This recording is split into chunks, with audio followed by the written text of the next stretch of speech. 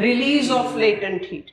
Unsaturated air column cools at dry adiabatic lapse rate 10 degrees Celsius per kilometer. And saturated air column, when I say my air column is cooling below its dew point temperature, it will be cooling at wet, retarded adiabatic lapse rate. Why it is half of that of dry adiabatic lapse rate? क्योंकि latent heat उसको retard करेगा. तो dry adiabatic lapse rate सबसे ज्यादा steep है. Better weather conditions by default is synonymous to instable conditions.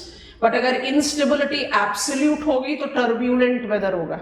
और turbulent weather का एक superficial knowledge, we are just in the beginning of that, is tropical cyclonic circulation.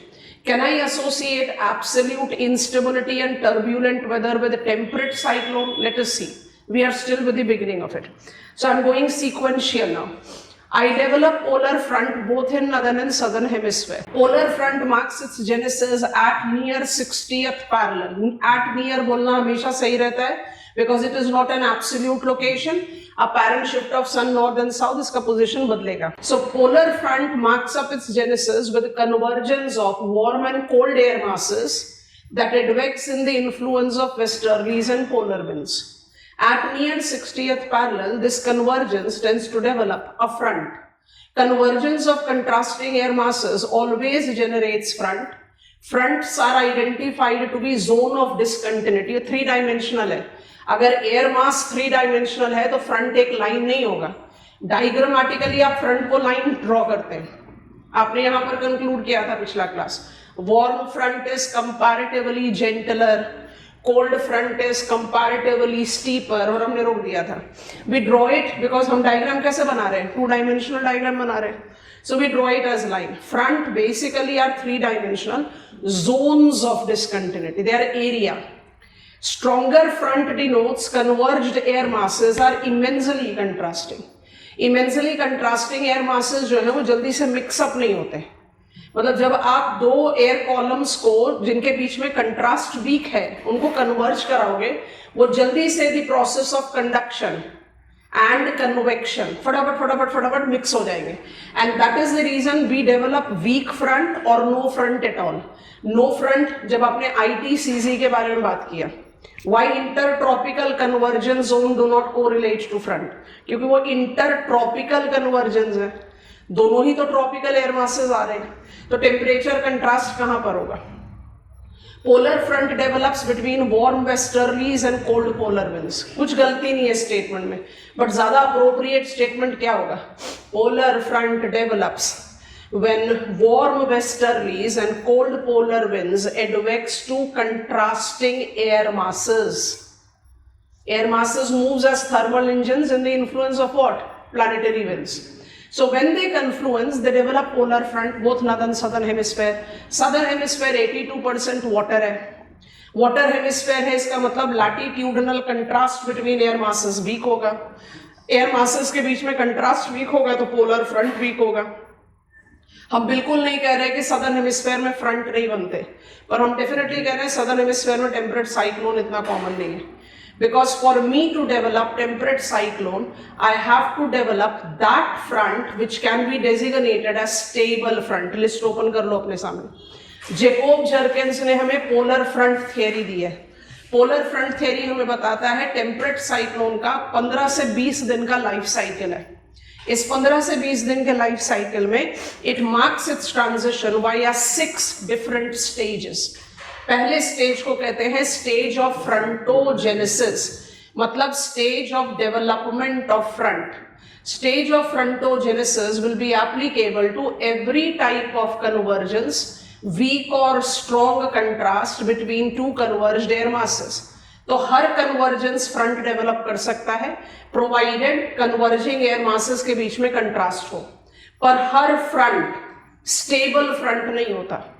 For me to qualify a stable front I need to have immense contrast between the converged air, and that is what is typical to northern hemisphere, the land hemisphere. So stage of frontogenesis marks the development of stable front. How do I define stable front?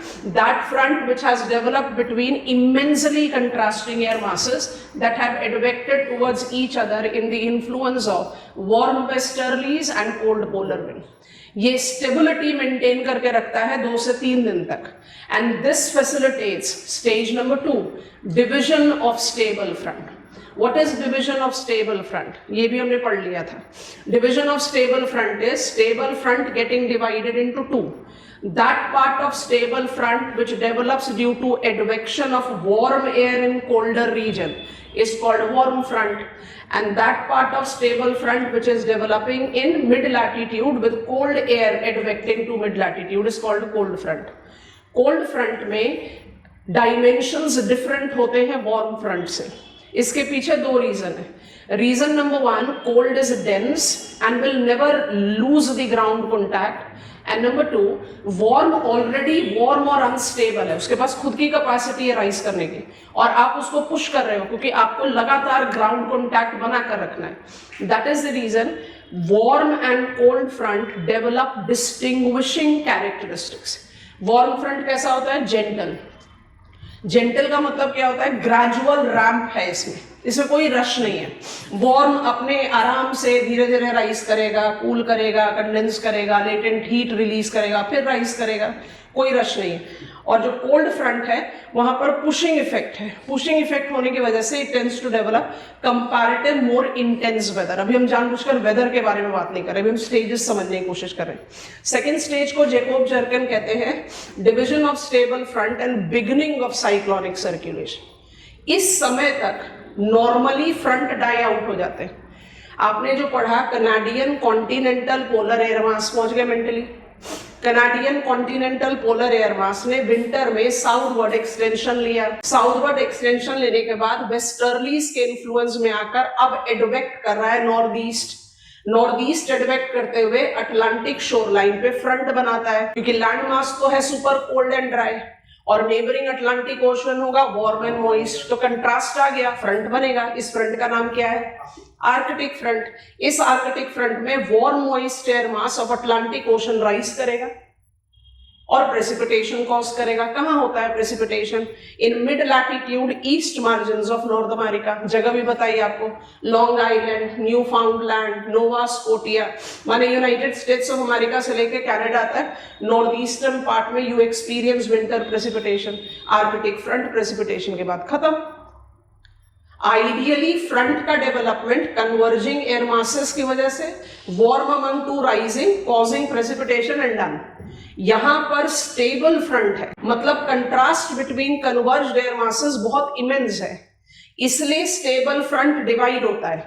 और जब stable front divide होकर mid latitude में develop होता है, mid latitude में कौन सा front develop होगा? Cold front. तभी आपका पोलर जेट एक्सटेंशन लेता है beyond 60th parallel as polar night jet. जब आप कहते हैं ना polar, I am geostrophic wind of polar cell. So what kind of weather effectivity I'll be inducing? I create wet weather condition at subpoles and I create dry conditions at poles. Subpoles में wet condition कैसे बना रहे हो? Frontal rise से. तो front बन कहाँ रहा था? 60th पैरेलल पर. अब फ्रंट को आपने डिवाइड कर दिया तो एक फ्रंट कहाँ बन रहा है? मिड लैटिट्यूड में जा रहा है ना, फेरल सेल में जा रहा है. That is where you extend polar jet as polar front jet, जो रॉसबी लूप लेकर फेरल सेल में भी वेदर इफेक्टिविटी इंड्यूस करता है. So division of stable front marks the implication of Buys Ballot law. Ordinary fronts में ये equation applicable नहीं होगा. Once I apply Baez-Bellot law, I mark the beginning of cyclonic circulation.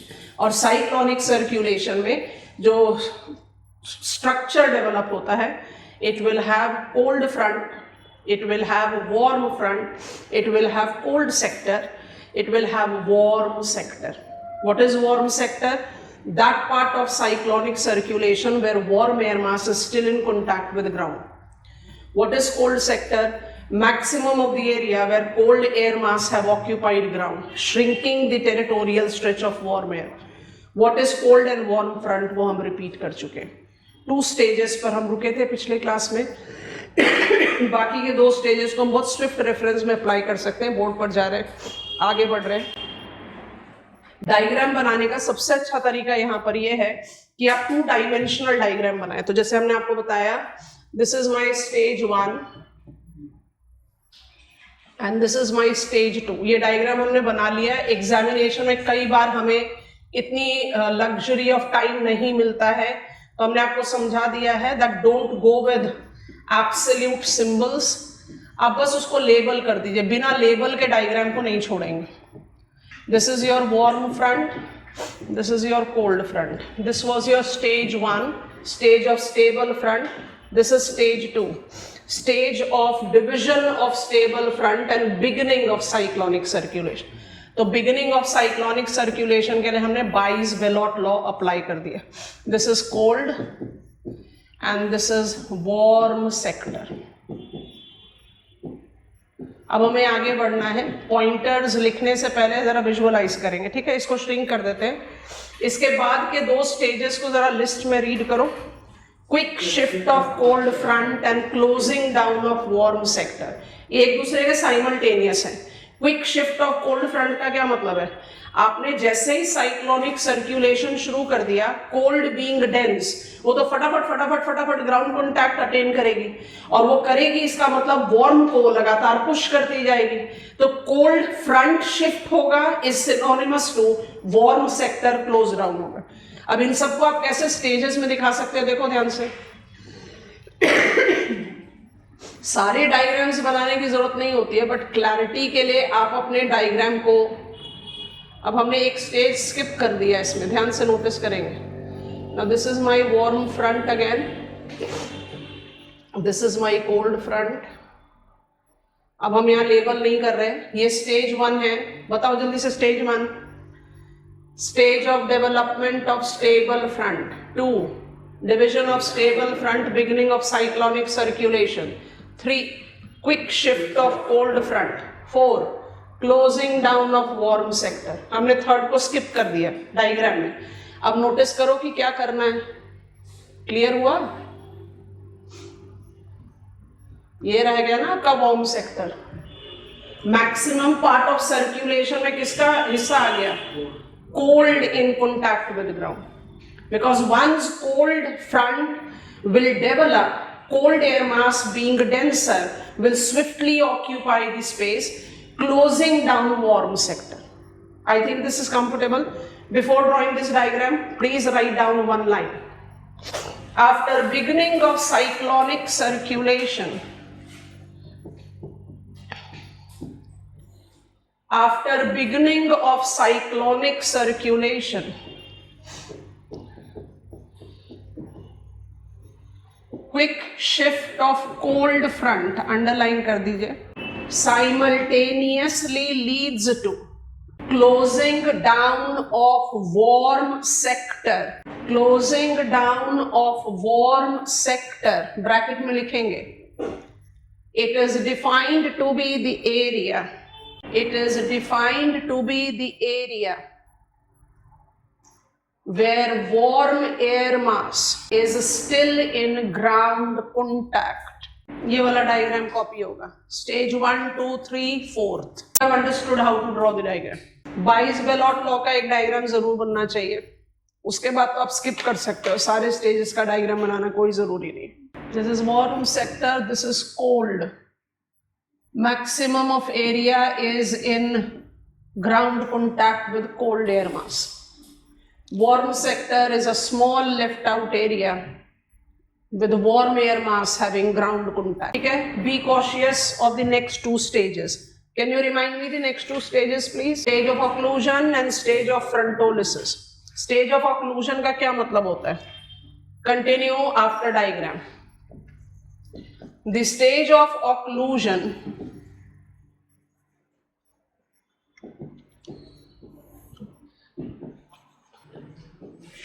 denotes closure of warm sector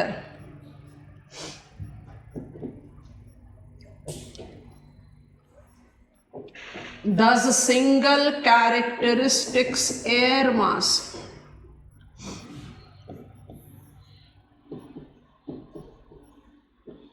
in ground contact.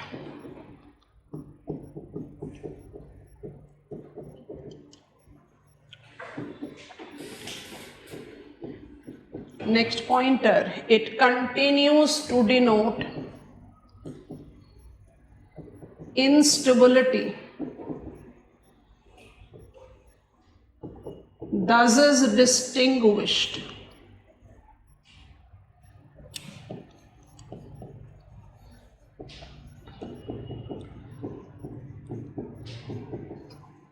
from stage of frontolysis.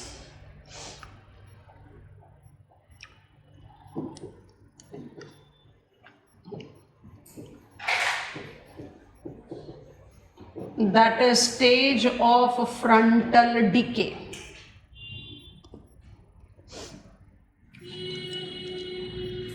That is stage of frontal decay. It marks termination of cyclonic circulation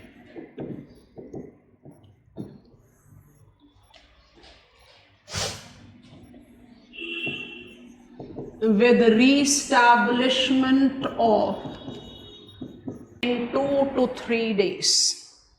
सोचने वाली बात है ना, occlusion और फ्रंटोलिसिस का मतलब तो same ही होना चाहिए. अब हम मान लीजिए कि हम अब एप्पल पेंसिल और बोर्ड मार्कर को विजुअलाइज करें कोल्ड एंड वार्म फ्रंट, और जो डायग्राम हमने बनाया उसी को विजुअलाइज करना अप्लाई करें. This is stable front, this is division of stable front, beginning of cyclonic circulation, quick shift of cold front, closing down of warm sector, occlusion. Occlusion का मतलब क्या है? ऑक्लूजन का मतलब है कि एक ही कैरेक्टरिस्टिक्स का एयर मास रह गया ग्राउंड पर, तो उसका तो मतलब ही होना चाहिए फ्रंटोलिसिस. तो क्या रीजन है कि जैकोब जर्किन स्टेज ऑफ ऑक्लूजन अलग स्टेज बताते हैं और फ्रंटोलिसिस को अलग बताते हैं? स्टेज ऑफ ऑक्लूजन वो स्टेज है जहां ग्राउंड पर सिर्फ कोल्ड है बट वार्म अभी भी उस लेवल पर है जहां वो इंस्टेबिलिटी इंड्यूस कर सकता है. मतलब it is beginning of conclusion of weather effectivity. Occlusion में अभी भी वेदर कंडीशंस जारी रहेंगे. I hope it is comfortable. और फ्रंटोलिसिस क्या हो गया? फ्रंट का डिके. एक कैरेक्टरिस्टिक्स का एयर मास है, अब कोई वेदर इफेक्टिविटी नहीं होगी, 2 से 3 दिन की शांति, वेस्टर्लीज दोबारा से रीस्टैब्लिश होगा, स्टेबल फ्रंट फिर से बनेगा. This complete cycle of 6 stages takes 15 to 20 days of lifespan. I hope you have visualized it. जरूरत पड़ेगी क्वेश्चन में तो आपको लाइफ स्टेजेस लिखने पड़ेंगे, नहीं जरूरत पड़ेगी तो स्टेजेस का सपोर्ट लेकर आंसर कंस्ट्रक्ट करना है. अब आप लोगों को मेरी मदद करानी है. In this 15 to 20 days, how many fronts marks up its development? हम क्यों पढ़ रहे हैं टेम्परेट साइक्लोन? क्योंकि temperate cyclone wetter weather condition develop करता है.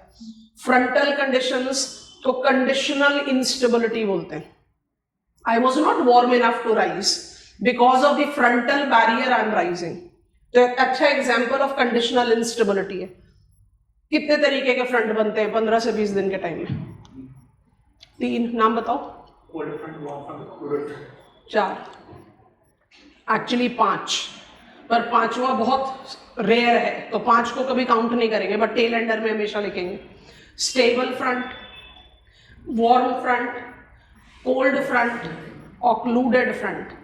और जब आप कोल्ड फ्रंट लिखोगे तो उसके साथ आपको ऐड करना पड़ेगा स्क्वॉल लाइन, जिसको हम 2 बार लिख चुके हैं पर एक्सप्लेन कभी नहीं किया. Now we are getting to the step where why we are concerned with temperate cyclone. So weather conditions developed by temperate cyclone. क्या हम आगे बढ़ सकते हैं? ये सारा रिपीटेशन में आता है बट अब हमारा फोकस जाएगा ऑन वेदर कंडीशन और डायग्राम बनेंगे एक साथ. हम ओपन करेंगे डायग्राम को. So create subheading weather conditions developed by temperate cyclone. So temperate cyclone tends to develop 4 distinctive fronts. Stable front,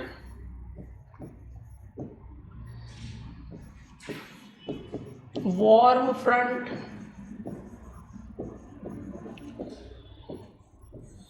cold front, and occluded front.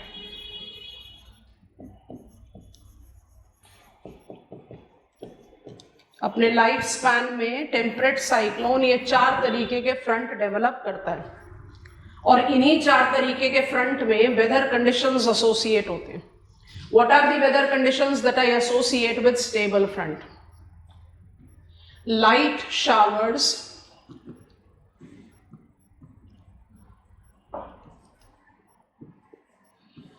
dew formation,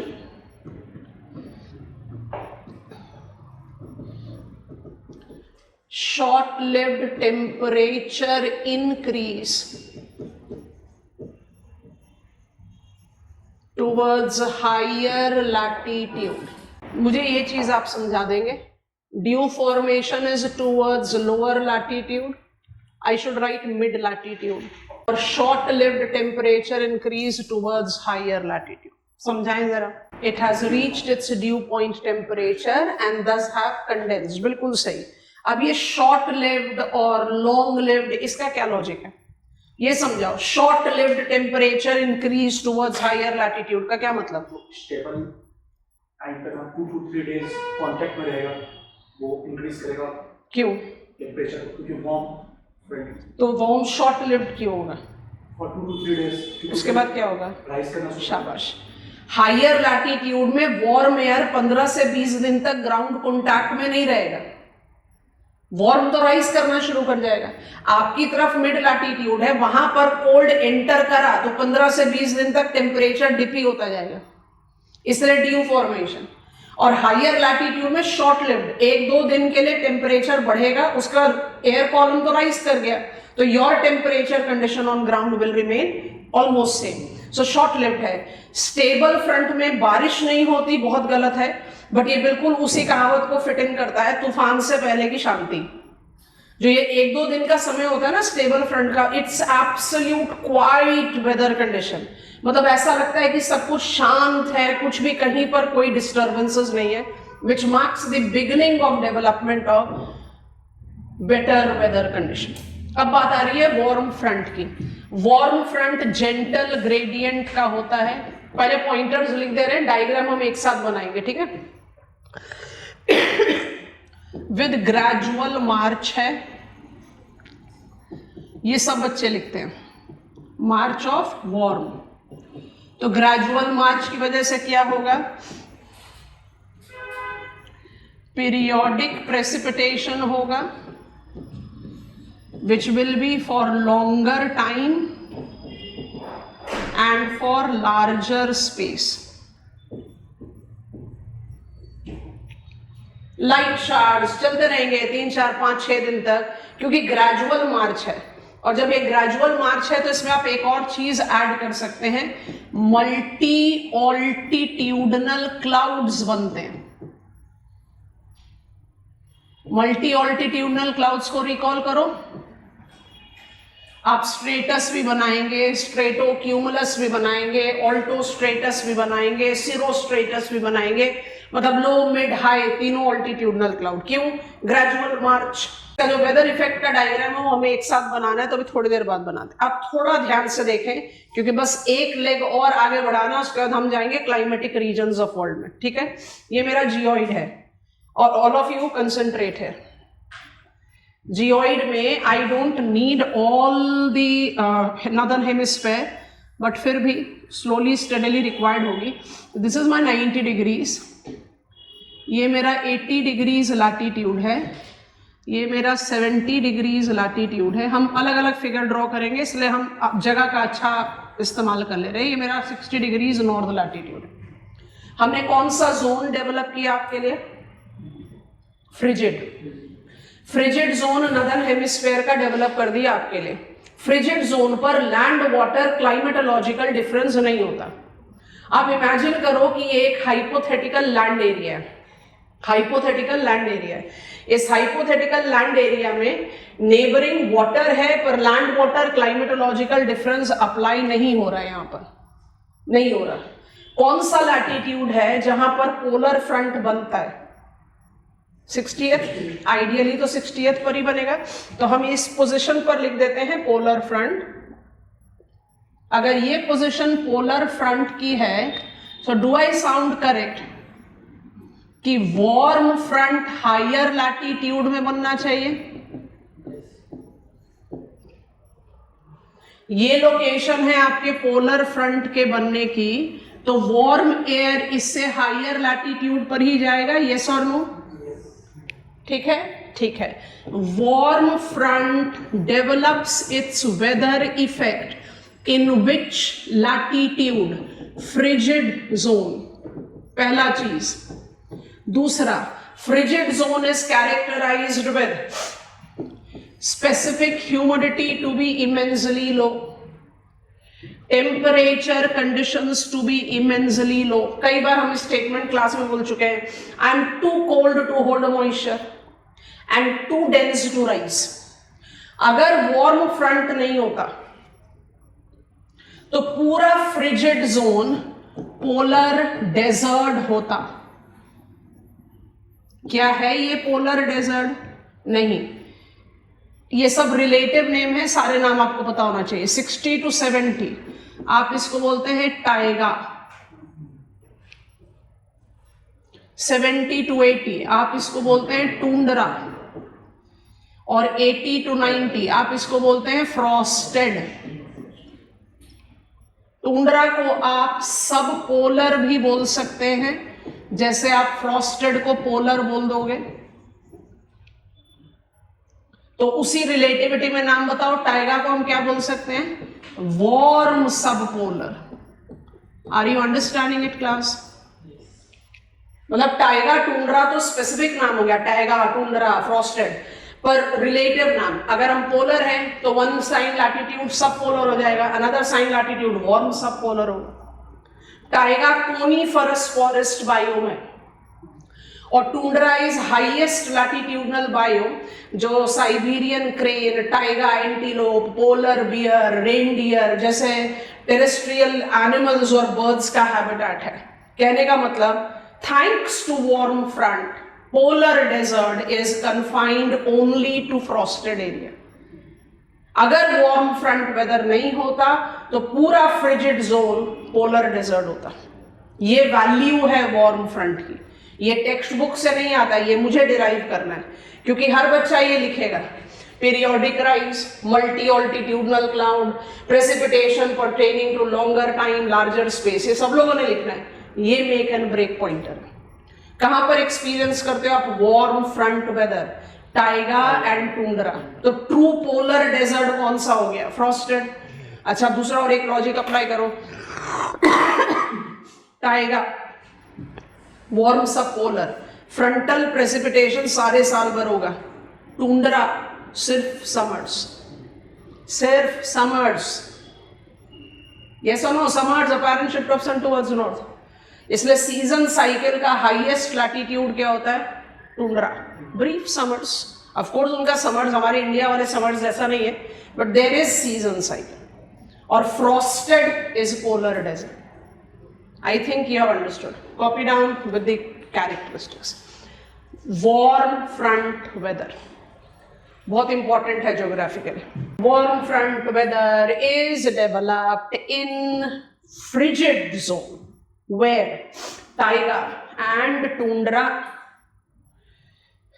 Tyga में frontal precipitation सारे साल भर होगी और tundra में सिर्फ summers में हो, बट इस फ्रंटल प्रेसिपिटेशन की वजह से पोलर डेजर्ट्स जो हैं वो सिर्फ फ्रॉस्टेड एरिया पर रुक जाएगी। तो वार्म फ्रंट वेदर का ना एक एक्सक्लूसिव फीचर है, अगर वार्म फ्रंट वेदर नहीं हो तो टाइगा और टुंड्रा में प्रेसिपिटेशन होने का कोई और मैकेनिज्म हो ही नहीं सकता, क्योंकि वहां पर आप टू कोल्ड टू राइज है ना। कौन सा एयर कॉलम राइज कर रहा है? वार्म। अगर फ्रंट नहीं बनता तो वार्म नहीं राइज करता, नहीं करता तो डेजर्ट होता, वो वहां पर कोई बारिश नहीं होती। I think we have understood it. ये कैरेक्टरिस्टिक्स पिकअप करना बहुत जरूरी है। अच्छा, अब बनाएंगे डायग्राम टुगेदर। कोल्ड फ्रंट को विजुअलाइज करो। हम डायग्राम ओपन कर देते हैं, क्योंकि ये डायग्राम बनाने का लॉजिक ये होता है कि आप कंपैरिजन में बनाइए। अगर आप कंपैरिजन में नहीं बना रहे फिर इस डायग्राम का कोई मतलब नहीं है। अब देखो ध्यान से, warm, gradual march, multi altitudinal clouds, cold, sudden rise, आप क्लाउड पहचान रहे हैं, कौन सा क्लाउड है ये? Cumulus and cumulonimbus. It is one time rise, heavy downpour pertaining to smaller area and shorter time. So cold का weather condition थोड़ा intense होता है, warm का weather condition जो है वो comparatively lighter होता है. Stable front आपको बता दिया, ये रहा stationary front, diagrammatically ऐसे दिखाते हैं. और occluded front का क्या condition होता है वो भी समझा रहे हैं. पहले आप मुझे बताओ, ये दोनों clear हो गए? एक फ्रेम में दोनों को कॉपी डाउन करो. कोल्ड और वार्म फ्रंट, आप इसमें क्लाउड्स वगैरह बना सकते हैं, बने हुए हैं प्रेसिपिटेशन परव्यू को, मल्टी ऑल्टीट्यूडनल. कोशिश करेंगे डायग्राम हमेशा पेयर में बनाएंगे. Cold front weather, warm front weather. Cold front weather कैसा होगा? कंपैरेटिवली इंटेंस, पुशिंग इफेक्ट है. वार्म थोड़ा सडनली राइज करेगी. राइज करेगी तो क्या करेगी? सिंगल टाइम कंडेंसेशन होगा. कौन से क्लाउड्स बनेंगे? वर्टिकल एक्सटेंशन वाले clouds, cumulus, cumulonimbus.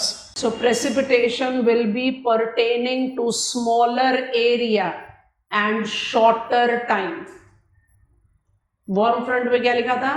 Precipitation will be applicable to longer time and larger area. Cold का वेदर थोड़ा सा ज्यादा इंटेंस होता है. ऑक्लूडेड और स्टेशनरी फ्रंट, जिसको हम स्टेबल फ्रंट भी बोलते हैं, को डायग्रामेटिकली कैसे शो करते हैं, ध्यान से नोटिस करना.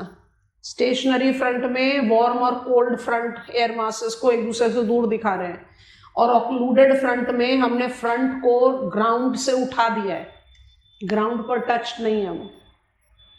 क्या होता है ऑक्लूजन का मतलब? Single characteristics air mass in contact with ground. दिख रहा है सिर्फ कोल्ड है ग्राउंड पर. ऑक्लूजन यही पढ़ा था.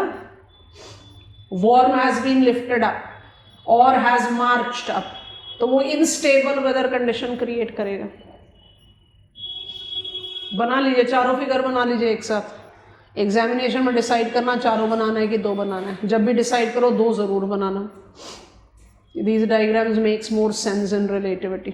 Temperate cyclonic circulation in its lifespan of 15 to 20 days tends to create 4 different types of front. Front number 1 is stationary stable front. It do relate to some better weather condition, but is essentially known for change in temperature conditions and dew formation. Warm front weather is known for lighter showers for longer time period, reflecting gradual march of warm over cold. Warm front weather is exclusively responsible for creating precipitation in tundra and taiga climate, northern hemisphere. Northern hemisphere में सिर्फ taiga है, चाहिए तो map खोल कर देख लो. Tyga belt होता है 60 से 70 डिग्रीज. सदर्न हेमिस्फेयर में 60-70 डिग्रीज को क्लब करके ट्रैवल करो, सदर्न ओशन है. टाइगा क्लाइमेट सिर्फ नॉर्दर्न हेमिस्फेयर में है. टुंड्रा क्लाइमेट सदर्न हेमिस्फेयर में होता है, बट एंटार्क्टिका में बारिश नहीं होती, क्योंकि एंटार्क्टिका में टेम्परेट साइक्लोन नहीं बनेगा. Yes all of us. Front जरूर बन सकता है बट साइक्लोन नहीं बनेगा. Final of us, cold front weather is comparatively intense. Intense क्यों होता है कोल्ड फ्रंट वेदर? आ जा रहे हैं बोर्ड पर. कोल्ड फ्रंट वेदर को इंटेंस क्यों बोलते हैं? क्योंकि cold front weather is associated with steeper gradient, abrupt rise, single dominant time of condensation and precipitation. So इसलिए it is comparatively intense. माने टर्ब्यूलेंट नहीं है, बट वार्म फ्रंट के मुकाबले में इंटेंस वेदर है. और ऑक्लूडेड फ्रंट वेदर को बोलते हैं compensating light showers in entire reason. पहले लिख लो, उसके बाद फिर विजुअलाइज करना, फिर हम आपको एक एडिशनल इंफॉर्मेशन देंगे जिसके बिना आपका टेम्परेट साइक्लोनिक सर्कुलेशन का स्टडी इनकम्प्लीट रहेगा. अब एक क्वेश्चन का आंसर दो. वार्म फ्रंट और कोल्ड फ्रंट वेदर कंडीशंस में डिफरेंस क्यों है? वार्म फ्रंट वेदर और कोल्ड फ्रंट वेदर में डिफरेंस क्यों है? क्योंकि दोनों में नेचर ऑफ राइज अलग है. एक में मार्च हो रहा है ग्रेजुअल, एक में पुशिंग चल रही है। ऑक्लूडेड फ्रंट का क्या मतलब होता है? वॉर्म राइज कर गई या वॉर्म पुश अप कर गई। वॉर्म ने ग्राउंड कॉन्टैक्ट खत्म कर दिया, तो मतलब occlusion will be that condition जहां मिड लैटिट्यूड हो चाहे हाई लैटिट्यूड हो, कंडीशन सेम ही है। Cold is in ground and warm is vertically over, तो किस तरह का प्रेसिपिटेशन होगा? सिमिलर ही तो होगा, लाइट शार्ट चलते रहेंगे 2 से 3 दिन तक। जो डिफरेंस था मिड और हाई लैटिट्यूड में because of the marching of warm, अब वो तो एप्लीकेबल नहीं है। तो ऑक्लूडेड वेदर हमें क्या सिग्नल देता है? System is coming to an end. 2 से 3 दिन तक लगातार की बारिश, उसके बाद system comes to an end, फिर 2-3 दिन के बाद वेस्टर्लीज रीस्टैब्लिश होगा, स्टेबल फ्रंट डेवलप होगा। I hope it is comfortable. Wetter weather condition is very typical to temperate cyclone. Intense wetter weather condition is identified with cold front, but that intensity surely is not matching to the intensity that I associate with tropical cyclone. अभी हम लेकर जा रहे हैं tropical cyclone, but उससे पहले आप answer लिख रहे हो what are the weather conditions developed by temperate cyclone, तो आपका आंसर शुरू होगा temperate cyclone in its 12-15 days of lifespan develops 4 front, each front associate with certain weather condition. आपने कंडीशन लिख दिया, डायग्राम जहां जहां जरूरत पड़ी बना दिया। आपका आंसर कंप्लीट नहीं होगा विदाउट मेंशनिंग 5वां, बट 5वां कभी प्रिंसिपल लिस्ट में नहीं आएगा क्योंकि ये rarest of the rare happening है। तो हम पहले इसके बारे में लिख रहे हैं, आप लिखें, उसके बाद हम आपको समझाएंगे ऑन बेसिस ऑफ मैप। तो आप लिखोगे 4 ही फ्रंट, उसके बाद इवेंचुअली ऐड करोगे कंक्लूजन में। आप साथ में नहीं लिखोगे there are 5 types of front, वो गलत हो जाएगा। अब हम लिख रहे हैं नंबर 5 और डाल दे रहे हैं स्टार मार्क। इसको बोलते हैं स्क्वॉल लाइन। 2 बार आप ऑलरेडी ये टर्म लिख चुके हो। Is rare development of additional front in winter temperate cyclone of North America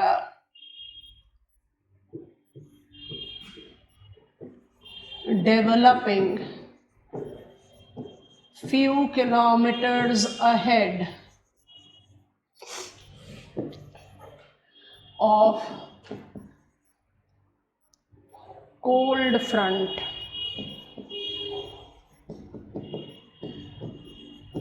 in warm sector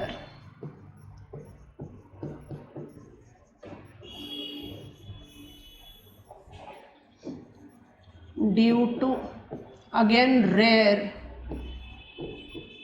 convergence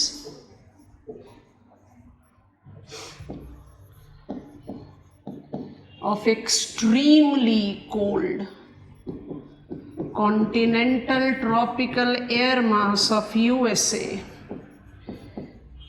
and extremely warm maritime tropical air mass of Gulf of Mexico.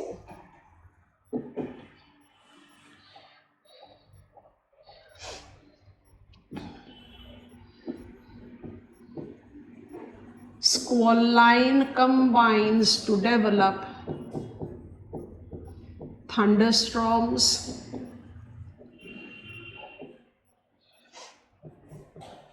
tornadoes, and water spouts, जिसमें tornado और water spout exclusively स्क्वॉल line के साथ associate होता है। Thunderstorm के बहुत सारे location हैं और सब पर अलग अलग क्वेश्चन पूछा जा चुका है। टोर्नाडो ट्विस्टर तो रेयरेस्ट फिनोमेना। टेम्परेट साइक्लोन सारे साल भर मिड लैटिट्यूड और हाई लैटिट्यूड पर बनता है। ये सिर्फ नॉर्थ अमेरिका के टेम्परेट साइक्लोन के साथ रिलेट कर रहा है, पहला रेयर कॉम्बिनेशन। दूसरा, ये सिर्फ विंटर टेम्परेट साइक्लोन के साथ बनेगा, मतलब it's not a common front, ये रेयरली डेवलप होने वाला फ्रंट। जो कुछ लिखना था लिख दिया आपने, कॉपी डाउन कर लिया है, जरा समझते हैं, फिर उसके साथ हम एसोसिएट करेंगे टोर्नाडो का diagrammatic representation, thunderstorm, water spout, सबको समझेंगे 1 by 1। आ जाए मैप पर, विजुअलाइज करना। I am on map of north America. On this map of north America, मुझे पूरा लोकेशन चाहिए, तो हम कहीं पर भी जूम इन जूम आउट नहीं कर रहे। अब क्या करना है, नोटिस करते जाएंगे और उसका जहां रिक्वायरमेंट होगा वहां पर आप अपना डायग्राम बना लीजिएगा। So this is my Canadian continental polar air मास। इसका हुआ है साउथवर्ड एक्सटेंशन। आप ये पढ़ चुके हैं पिछले क्लास में एयर मासेस से। ये साउथवर्ड एक्सटेंशन कौन से सीजन में होगा? सिर्फ विंटर्स में होता है। इस साउथवर्ड एक्सटेंशन की वजह से क्या बनेगा, नोटिस करो बहुत ध्यान से और विजुअलाइज करना। इस साउथवर्ड एक्सटेंशन की वजह से बनेगा, आई hope you have visualised it, this is my temperate cyclonic circulation of northern hemisphere. क्या वो यूनाइटेड स्टेट्स ऑफ अमेरिका में होना चाहिए? टेक्निकली नहीं। USA is south of 49 degrees north latitude. आप पूरा गल्फ ऑफ मेक्सिको तक जा रहे हो, ऐसा कैसे हो रहा है टेम्परेट साइक्लोन के साथ? पोलर आउटब्रेक की वजह से। This is your warm front, समझ में आ रहा है? Why twisted towards east, western cordilleras outbreak को रोकेगा। And this is your cold front. Done. अच्छा, Canadian continental polar air mass जो है वो लोअर लैटिट्यूड में एक्सटेंड होकर ये साइक्लोनिक सर्कुलेशन दे रहा है, समझ में आ गया? This is cold. अब ये है वार्म सेक्टर। इस वार्म सेक्टर में लेट अस लेबल देम। इस वार्म सेक्टर में ये मेरा बना गल्फ ऑफ मेक्सिको का मरीटाइम ट्रॉपिकल एयर मास, और मेरा यूनाइटेड स्टेट्स ऑफ अमेरिका का है कॉन्टिनेंटल ट्रॉपिकल एयर मास। कॉन्टिनेंटल ट्रॉपिकल एयर मास सुपर कोल्ड है, मतलब आइडियली जो उसका कंडीशन होना चाहिए उससे बहुत ठंडा है। कनाडा के मुकाबले ठंडा नहीं है, लेकिन अपने आइडियल कंडीशन से बहुत ज्यादा ठंडा है बिकॉज ऑफ द आउटब्रेक। तो कॉन्टिनेंटल ट्रॉपिकल एयर मास वार्म फ्रंट बना रहा है, कॉन्टिनेंटल पोलर एयर मास कोल्ड फ्रंट बना रहा है। आपको इसमें क्या इमेजिन करना है, ये few kilometers ahead of cold front in warm sector, rare combination of super warm maritime tropical and super cold continental tropical air mass can generate additional front called squall line. Squall line कब बनेगा? जब maritime tropical और continental tropical air mass एक दूसरे से converge करेंगे। ये इतना रेयर क्यों है? क्योंकि मरीटाइम ट्रॉपिकल को लैंड पर जाने की कोई जरूरत ही नहीं है, land is immense high pressure. और कॉन्टिनेंटल ट्रॉपिकल जो बहुत ज्यादा ठंडा है, वो बाय डिफॉल्ट जितने कोस्टल एरिया पर आते जाओगे उसका जो टेम्परेचर है वो थोड़ा वीक होता जाएगा, आउटब्रेक की इंटेंसिटी वीक होती जाएगी। I don't have any reason for their regular convergence. अगर rarest of the rare chance में वो कंबाइन कर गए तो mind that maritime tropical air mass already बहुत मॉइस्ट है और वार्म है, माइनर राइज से वो लेटेंट हीट भी रिलीज कर देगा। तो आपने किस चीज का कॉम्बिनेशन क्रिएट कर लिया स्क्वॉल लाइन में? You have combined absolute instability with conditional instability. आपको समझ में आ रहा है? कैसा कंडीशन डेवलप होगा? जैसा आपका वैक्यूम क्लीनर काम करता है। It will create the funnel of condensed low pressure belt. हर चीज जो इसके रास्ते में आएगी उसको वो सक करेगा, और ये इतना टर्ब्यूलेंट सिस्टम डेवलप करता है। हर स्क्वॉल लाइन थंडरस्टॉर्म्स डेवलप करेगा, कुछ थंडरिंग क्लाउड टोर्नाडोज डेवलप करता है, कुछ टोर्नाडोज वाटर स्पाउट है। माने यहां पर भी ifs and buts carry on होता है। थंडर क्लाउड क्या होते हैं? Thundering cloud, thunderstorms, cumulus cloud growing to become cumulonimbus. वो कोई यूनिक फिनोमेना नहीं है। इक्वेटोरियल क्लाइमेट में बनेगा, ट्रॉपिकल साइक्लोन में बनता है, नदर्न प्लेन्स ऑफ इंडिया में ड्यूरिंग समर्स बनता है जब हेल स्टॉर्म होता है, यहां भी बन रहा है। तो थंडर स्टॉर्म्स बनेगा यहाँ पर, हर स्क्वॉल लाइन थंडर स्टॉर्म बनाएगा। पर थंडर स्टॉर्म कई बार टोर्नाडोज को जेनेसिस देता है। वो टोर्नाडो क्या है थोड़ी देर बाद बताएंगे। आपको ये लॉजिक समझ में आया?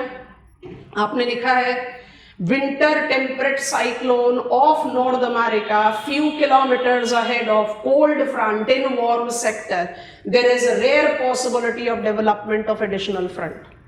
डायग्रामेटिकली जो कॉपी डाउन करना चाहते हो करो, फिर हम आपको दिखाते हैं टोर्नाडोज एंड थंडरस्टॉर्म्स का ओवरलैप, ये जरूर लिखा जाएगा बट रेयर कॉम्बिनेशन के साथ। इसको आप फिफ्थ फ्रंट करके अगर इनडिस्क्रिमिनेट वे में लिख दोगे तो आपने गलत कर लिया। हर टेम्परेट साइक्लोन स्क्वॉल लाइन नहीं develop, her temperate cyclone of north America भी स्क्वॉल लाइन डेवलप नहीं। स्क्वॉल लाइन डेवलप होता है सिर्फ विंटर टेम्परेट साइक्लोन में, और स्क्वॉल लाइन के साथ जाता है टर्ब्यूलेंट वेदर कंडीशन। अब वो कौन कौन से कंडीशंस हैं उनको हम वन बाय वन जज आउट कर सकते हैं। I hope it is comfortable.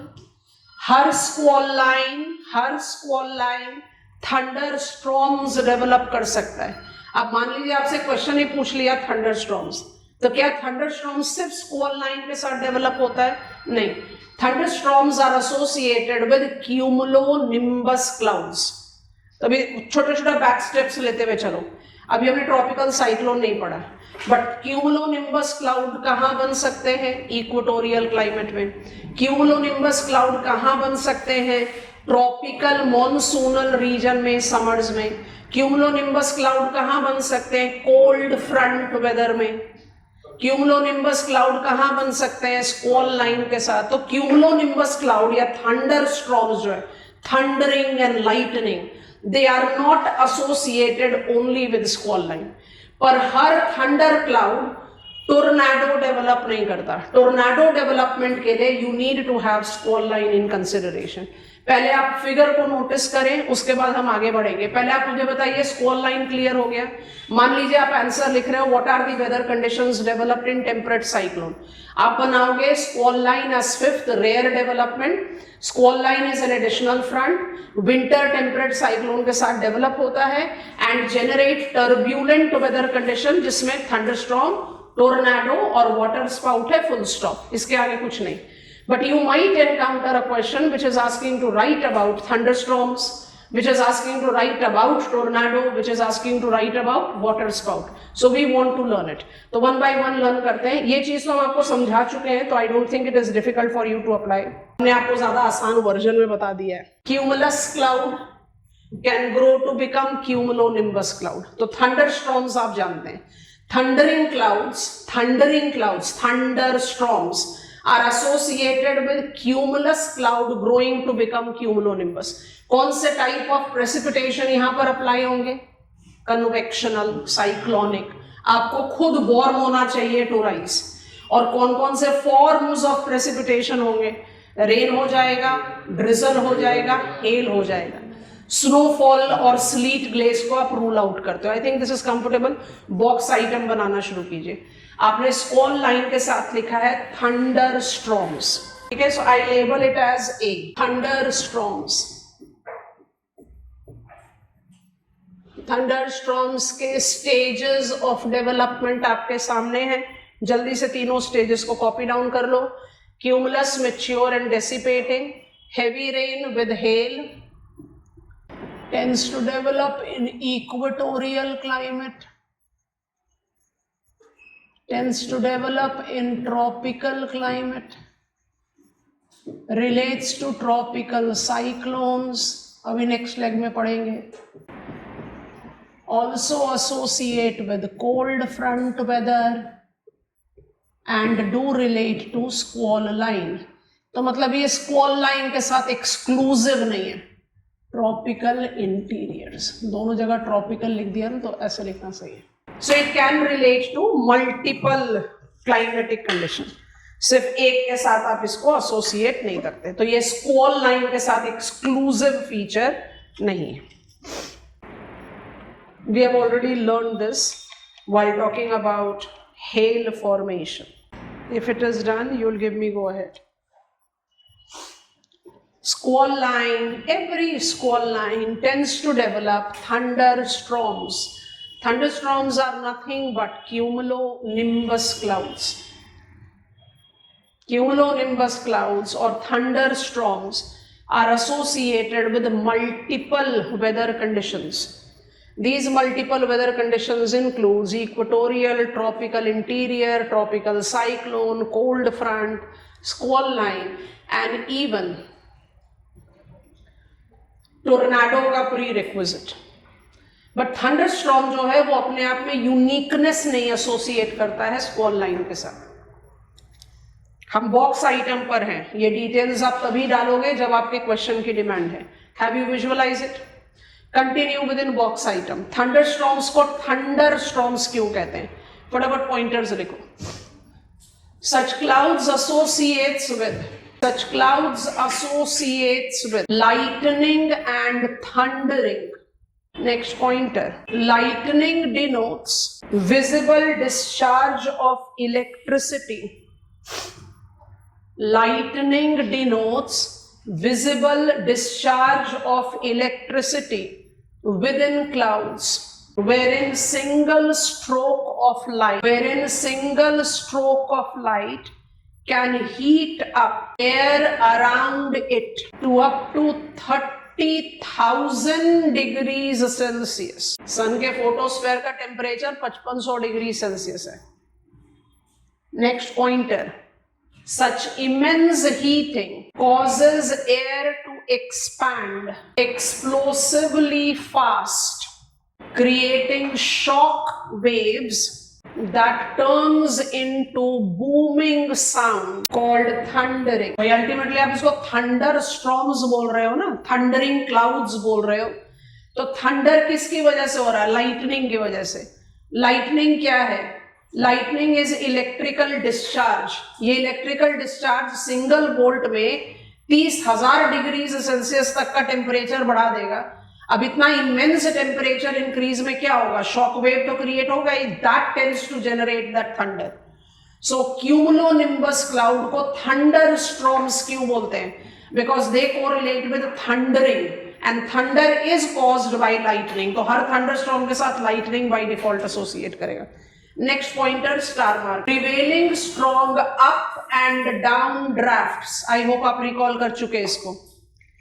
Prevailing strong up and down draft within thunderstorms make ice crystals regularly collide with each other. Continue as same point. Small negatively charged particles called electrons gets knocked off from some ice crystals and is added to the other as they crash past each other. Break the statement. This process separates positive and negative charges of clouds. Bracket में लिख लो. With the top of the cloud becoming positive charged while the base becoming negatively charged. Break the statement. The negative charge at the bottom of thunder clouds creates stepped leader towards the ground that is positively charged. Finally, meeting of these two strong electric currents generates lightning bolt. Bracket में लिख लो climatic hazard. Zip of bolt हम सबने देखा हुआ है. तो जब आपने 3 स्टेजेस में इसको पढ़ा है, अब आप तीनों स्टेजेस को कंबाइन कर दो. हम जब अपने आप को बड़े एलिमेंट्री मॉइस्चर समझा रहे थे तब हमने कहा भाई क्यूमुलस क्लाउड को ग्रो करके क्यूमुलोनिम्बस बना दो. And that time we learn updraft. Updraft वो upward movement within clouds है जो क्लाउड के आइस क्रिस्टल्स को टॉस अप करने की कैपेसिटी रखती है. तो लगातार जो टॉसिंग अप हो रहा है उसको हमने सेकेंड स्टेप में पढ़ा कि आप low vapour pressure Bergeron process layer by layer अपना साइज बढ़ाते जाते हो and thus eventually you fall as hail storm. अब हमने उसमें एक और चीज ऐड कर दिया. जो आइस क्रिस्टल्स क्लाउड के बीच में टॉस अप टॉस डाउन हो रहे हैं वो क्या करते हैं? वो अपने इलेक्ट्रिकली चार्ज पार्टिकल्स को सेपरेट आउट करते हैं. Electrons, the small negatively charge particles eventually get separated from some ice crystal to join in with others. जब भी ये आइस क्रिस्टल्स एक दूसरे से मर्ज अप कर रहे हैं. ये अपड्राफ्ट और डाउन ड्राफ्ट करता क्या है? ये क्लाउड्स के जो इलेक्ट्रिकली चार्ज पार्टिकल्स हैं इनको सेपरेट आउट कर देता है. Positively charged and negatively charge. Negatively charge cloud के बेस पर है, ग्राउंड जो है वो पॉजिटिवली चार्ज है। जब ग्राउंड का positively charge electric attraction of the opposite, ground का positively charge electric current towards cloud base जाए और क्लाउड का नेगेटिव चार्ज टुवर्ड्स ग्राउंड जाए, and they actually combine with each other, they tend to generate that lightning bolt. Lightning की वजह से thundering होता है, because light and they take place together. आपने लाइटनिंग किया तो स्ट्रोक ऑफ लाइट में आपने क्या कर दिया, आपने 30,000 डिग्री सेल्सियस टेम्परेचर बढ़ा दिया। This has created shock wave, और शॉक वेव में जब एयर एक्सपैंडिंगली एक्सप्लोसिवली एक्सपैंड करेगा तो वो थंडरिंग क्रिएट करेगा। पर हम अपनी ऑब्जर्वेशन को अगर देखें, लाइटनिंग हमें पहले दिखाई देती है, थंडर बाद में सुनाई देता है, because light travels fast. Lightning की वजह से थंडर है, इसलिए हम इसको थंडरिंग क्लाउड्स या थंडर स्टॉर्म्स बोलते हैं। It gives us additional lightning वाला challenge, and it is possible because of the tossing up of the ice particles within cloud.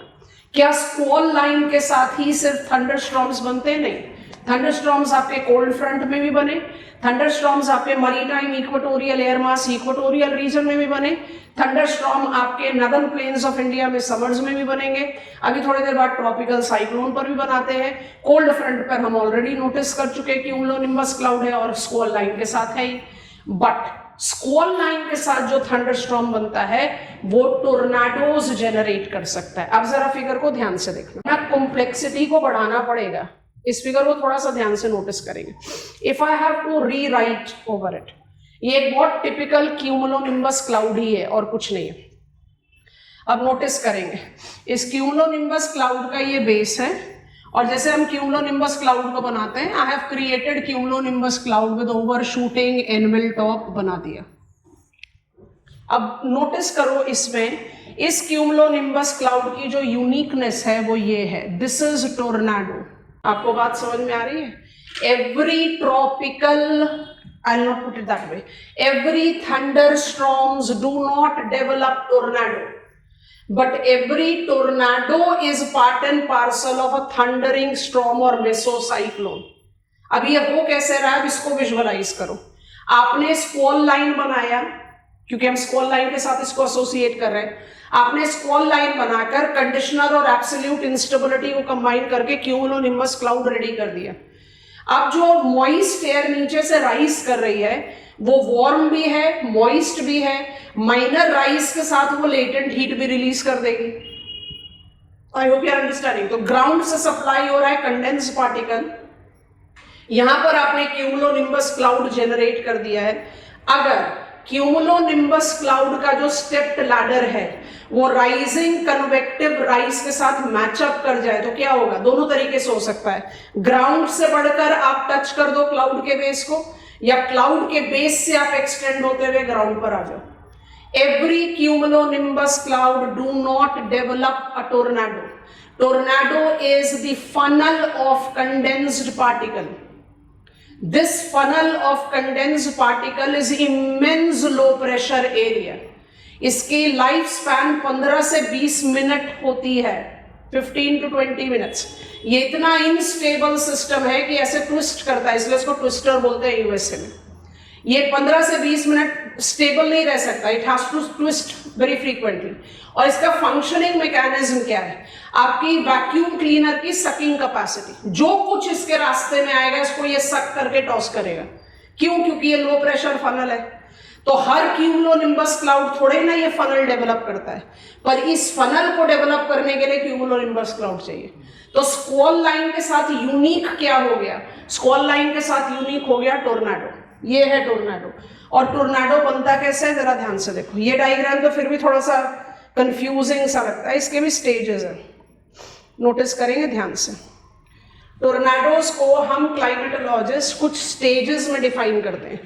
ये आपका क्यूमुलोनिम्बस क्लाउड का बेस है। ये क्लाउड का बेस जो है ये ग्राउंड की तरफ एक्सटेंडेड है और ग्राउंड से राइजिंग चल रही है। आप इन दोनों को कंबाइन कर दो, बन गया फनल। ये क्यूमुलोनिम्बस बना लो, यहां पर क्यूमुलोनिम्बस क्लाउड, ये क्यूमुलोनिम्बस क्लाउड का बेस है। यहां से राइज हो रहा है वार्म मॉइस्ट एयर का, इसको बॉटम में बढ़ा रहे हो, इसको टॉप पर बढ़ा रहे हो, कंबाइन कर दो। ये कैसा सर्क्यूलेटरी फनल है? Low pressure.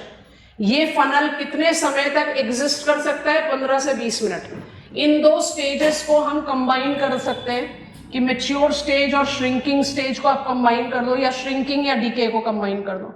मैच्योर स्टेज वो स्टेज होगा जो आपको फनल पूरी तरह से दिखाई देगा, and everything will be sucked up in the process. और उसके बाद क्या होगा, जो मॉइस्चर कंटेंट है वो रिजन अप हो जाएगा, तो it will start dissipating out, roping out, खत्म हो जाएगा। और ये 15 से 20 मिनट में क्या कर देगा, everything that is coming up in its path is being tossed. और अगर टॉसिंग अप हो जाए वाटर पर, तो water pillar will get erected, उसी को कहते हैं waterspout. Because tornadoes can also be of multiple type. Single cell tornado होता है, मल्टीपल सेल टोर्नाडो होता है, एंड वाटर स्पाउट भी टोर्नाडो का ही एक हिस्सा है। समझ में आ गया? बॉक्स आइटम कंटिन्यूड है, सब हेडिंग बनेगा टोर्नाडो। एक लाइन लिखोगे,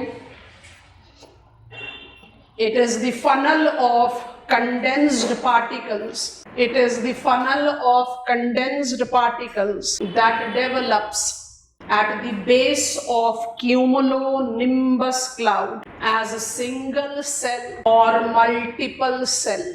Next, its immense sucking capacity makes it a climatic hazard. Final, in the lifespan of 15 to 20 minutes, it evolves in multiple stages that includes, अब फटाफट से वाला लाइन डायग्राम कॉपी डाउन कर लो। हम यहां पर क्यूमुलोनिम्बस क्लाउड बना दे रहे हैं, base of the cloud. Stage 1 dust swirl stage, stage 2 organising stage, stage 3 mature stage, stage 4 और 5 को कंबाइन कर लो या अलग अलग ही लिख लो, कोई प्रॉब्लम नहीं है। श्रिंकिंग एंड रोपिंग आउट और डिकेइंग स्टेज क्यूमुलोनिम्बस क्लाउड के बेस से एक्सटेंसिव है। तो हर क्यूमुलोनिम्बस क्लाउड टोर्नाडो नहीं डेवलप करता, बट हर टोर्नाडो के लिए क्यूमुलोनिम्बस क्लाउड चाहिए। Nowadays, because we all are somewhere the reporters with smartphones in our hand, live tornadoes के इमेजेस अवेलेबल हैं। इसमें रोपिंग आउट और डिकेइंग स्टेज बहुत कॉमनली विजिबल रहता है, because that time the turbulence gets shrink. बारिश नहीं होती है, बहुत गलत है, हेल भी होता है, लेकिन ज़्यादा टर्ब्यूलेंस बारिश या हेल की वजह से नहीं है जितना टॉसिंग और sucking capacity. Electricity pole, roof of the house, outside car park, सबको टॉस अप करने की कैपेसिटी रखता है, because it sucks up. It's immensely high temperature, low pressure, funnel of condensed particles, और इसलिए दिखता है ये। अच्छा जल्दी बताओ, डस्ट डेविल्स और टोर्नाडो का जो ये रोपिंग आउट हो रहा है, दूर से देखने में तो सेम ही लगना चाहिए। डस्ट डेविल इमेजिन हो रहा है ना, और ये रोपिंग आउट ऑफ टोर्नाडो, दोनों में से ज्यादा टर्ब्यूलेंट कौन सा होगा? क्योंकि यहाँ कंडेंस्ड पार्टिकल्स हैं। डस्ट डेविल में क्या है, सिर्फ डस्ट है जो रोल आउट कर रहा है। टोर्नाडो स्क्वॉल लाइन पे तैयार होता है। कंडीशनर और एब्सोल्यूट इंस्टेबिलिटी का कॉम्बिनेशन हो रहा है ना, इतना immense contrast between air masses तो आपको और कहीं मिलता ही नहीं है। Of course now with sea surface temperature, हमने तो आंध्र प्रदेश में टोर्नाडोज बना लिए पिछले साल, that is a different thing. Diagram के बाद बस एक स्टार मार्क करके लिख देना, if such mechanism develops over water, और इस वाटर जहां पर ये कॉमनली डेवलप होता है उसको बोलते हैं फ्लोरिडा कीज। फ्लोरिडा कीज में सबसे ज्यादा कॉमन है। If it develops over water, it develops water spout. मतलब आप टोर्नाडो को दो कैटेगरी में डिवाइड कर दो, land spout and water spout. Simple. Water spout का क्या मतलब होगा? वाटर पिलर, क्योंकि ये सक करके वाटर पिलर खड़ा कर देगा। इमेजिन करो फिशेस को भी सक करके, और जब छोड़ोगे तो स्प्लैश, एक्वाटिक इकोसिस्टम को आप डिस्टर्ब करते हो। कोस्टल एरिया की फ्लडिंग बाय डिफॉल्ट कर सकते हो। फ्लोरिडा की इसको देखना है तो डायग्राम बनाने के बाद जल्दी से map of north America, rather USA खोलिए, वहां पर आपको दिखाई देगा। Have you reached Florida peninsula? Florida peninsula के बिल्कुल साउथ में दिखाई दे रहा है फ्लोरिडा कीज, एकदम छोटे से चेन ऑफ आइलैंड्स है। अब हम जा रहे हैं रेपिटेशन मोड पर, अपने आप को बिल्कुल रिलैक्स करके रिमाइंड करो और लर्न करने की कोशिश करो। When I take reference of tropical, when I take reference of to temperate cyclone एक ऐसा सिस्टम है जो 15 से 20 दिन का लाइफ साइकिल लेकर चलता है, और इस 15 से 20 दिन के लाइफ साइकिल में ये मिड से लेकर हाई लैटिट्यूड तक बारिश करता है। इस सीक्वेंस में जो बारिश होती है इसको आप 4 फ्रंट्स में डिवाइड करते हो। So whenever you are writing answer on what is the weather conditions developed by temperate cyclone, आपके आंसर को 4+1 में डिवाइड होना चाहिए। 4 हमेशा प्रिंसिपल कैटेगरी में आएगा, +1 स्टार मार्क के साथ टेल एंडर पर आएगा। उसको आप कभी भी प्रिंसिपल कैटेगरी में काउंट नहीं करेंगे, क्योंकि squall line is not synonymous to temperate cyclone, it's rare combination. और जब आप स्क्वॉल लाइन लिख रहे हैं तो उसमें जो वेदर इफेक्टिविटी लिखेंगे वो टर्ब्यूलेंट हो गया। तो थंडरस्टॉर्म भी टर्ब्यूलेंट है, टोर्नाडो भी टर्ब्यूलेंट है, और वाटर स्पाउट भी टर्ब्यूलेंट है, जिसमें tornado and water spouts are uniquely combined with squall line. Thunderstorms जो है I can associated with other weather mechanism as well. Thunderstorms को थंडरिंग क्लाउड्स क्यों बोलते हैं, उसके लिए हमने लाइटनिंग और थंडरिंग का भी एक बैकग्राउंड तैयार कर लिया। आई थिंक दिस इज कंफर्टेबल। बड़े ट्रॉपिकल साइक्लोन की तरफ।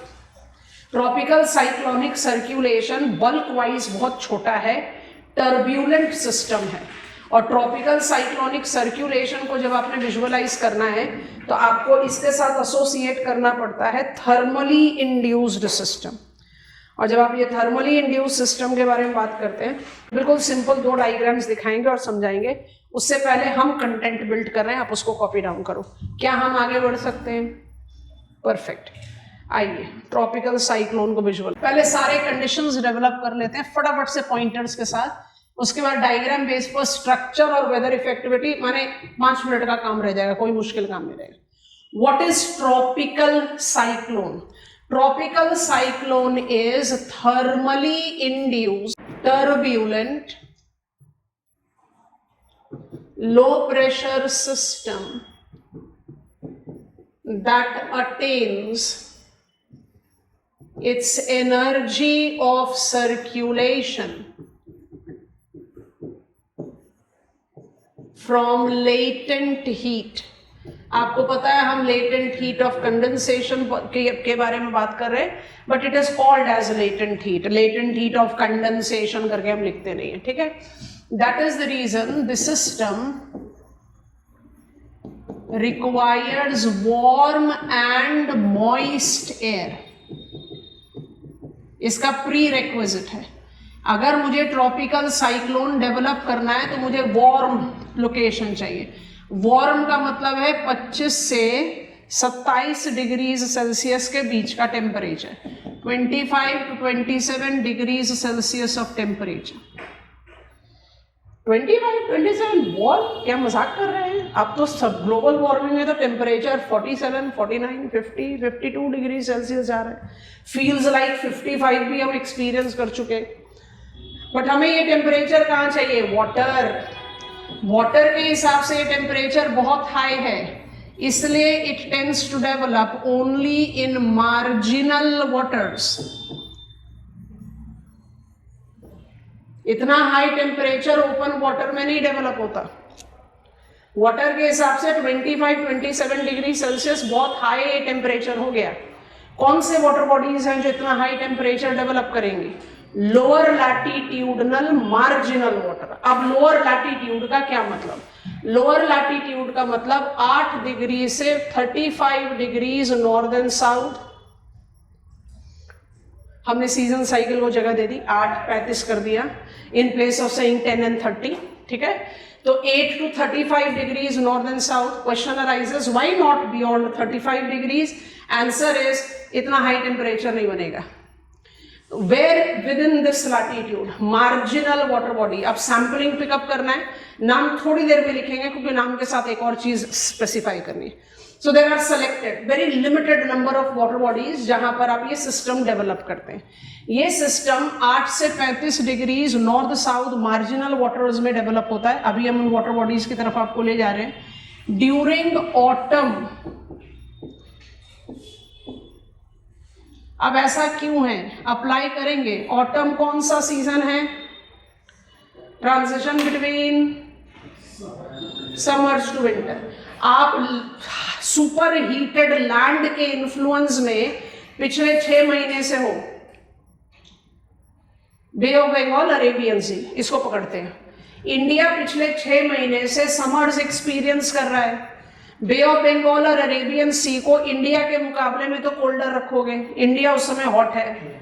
अच्छा, जैसे ही apparent shift of sun towards south हुआ, इंडिया तो फटाफट ठंडा हो गया. पर बे ऑफ बंगाल और अरेबियन सी जो हॉट इंडिया के इन्फ्लुएंस में पिछले 6 महीने से है, वो तो समय लेगा कूल डाउन करने के लिए. तो ऑटम सीजन वो सीजन होता है जब ट्रॉपिकल लैंड मास ने फटाफट से हाई प्रेशर डेवलप कर दिया और नेबरिंग वाटर बॉडीज में अभी भी हाई टेम्परेचर है. It develops that high temperature and thus thermally induce system जब ट्रॉपिकल साइक्लोन इवॉल्व होता है. इसलिए tropical cyclone is very typical to autumn season. और autumn season is transition from summers to winters, माने ये true summers नहीं है. ये पॉइंट. अब इस सिस्टम को ध्यान से, when I talk about this system, we identify this system. Common name तो ट्रॉपिकल साइक्लोन बोलते हैं, बट इसके ना 3 टेक्निकल नेम्स हैं. एक है ट्रॉपिकल स्टॉर्म्स, एक है ट्रॉपिकल साइक्लोन और एक है हरिकेन. अब इसके बिना ना आपको लोकेशन पर ले जाएंगे तो फिर थोड़ा सा गड़बड़ हो जाएगा, इसलिए इसको डिमार्केट करते हैं. ट्रॉपिकल स्टॉर्म्स, ट्रॉपिकल साइक्लोन्स और हरिकेन, ये क्या है? Technical categories. Technical categories which is demarcated on the basis of wind velocity.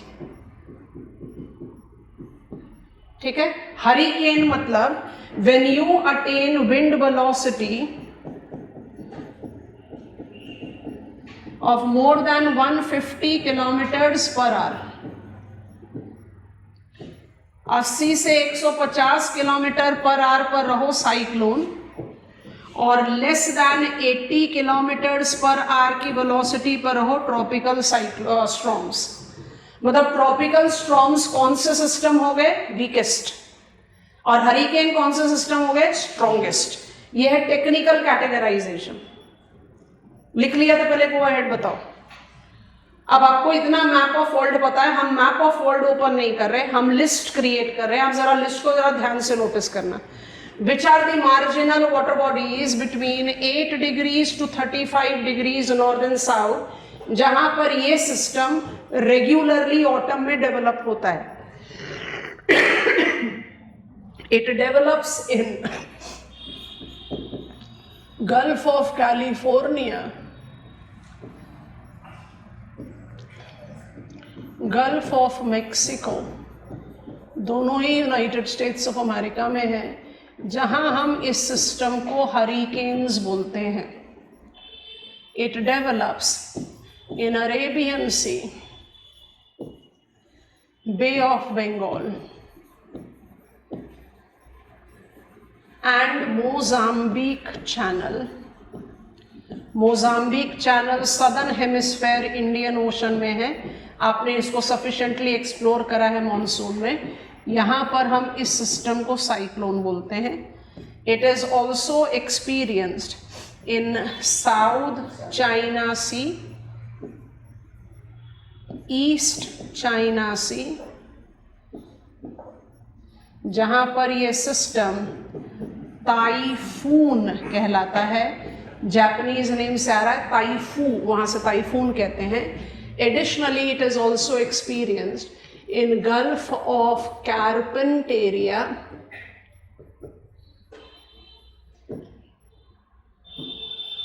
and Coral Sea. यहाँ पर इस सिस्टम को विली विलीज कहा जाता है. अब जब हम ये नाम लिखते हैं, these are the marginal water bodies of the world जहां पर ट्रॉपिकल साइक्लोन्स कॉमनली डेवलप होते हैं। प्रॉब्लम यहाँ मैक्सिमम नाम में नहीं है, क्योंकि नाम बिल्कुल अलग है। प्रॉब्लम होती है हरिकेन और साइक्लोन के इस्तेमाल में। अभी थोड़ी देर पहले आपको लिखकर बताया कि हरिकेन मतलब आपकी जो विंड वेलोसिटी है वो 150 किलोमीटर पर आवर से ज्यादा हो जानी चाहिए, और यहां हमने लिखा है कि this system that develops in gulf of California and gulf of Mexico, वहां पर इसको हरिकेन बोलते हैं। नाम लिख लिया तो ड्रॉप करेंगे, ये सब रीजनल नेम्स हैं। पिछले स्लाइड में जो नाम लिखवाया था वो टेक्निकल नेम्स थे। क्लैरिटी के साथ पहले ही पकड़ लो ताकि बाद में कोई परेशानी आए ही नहीं। करें शुरू, पेन ड्रॉप कर लो, ध्यान से समझना।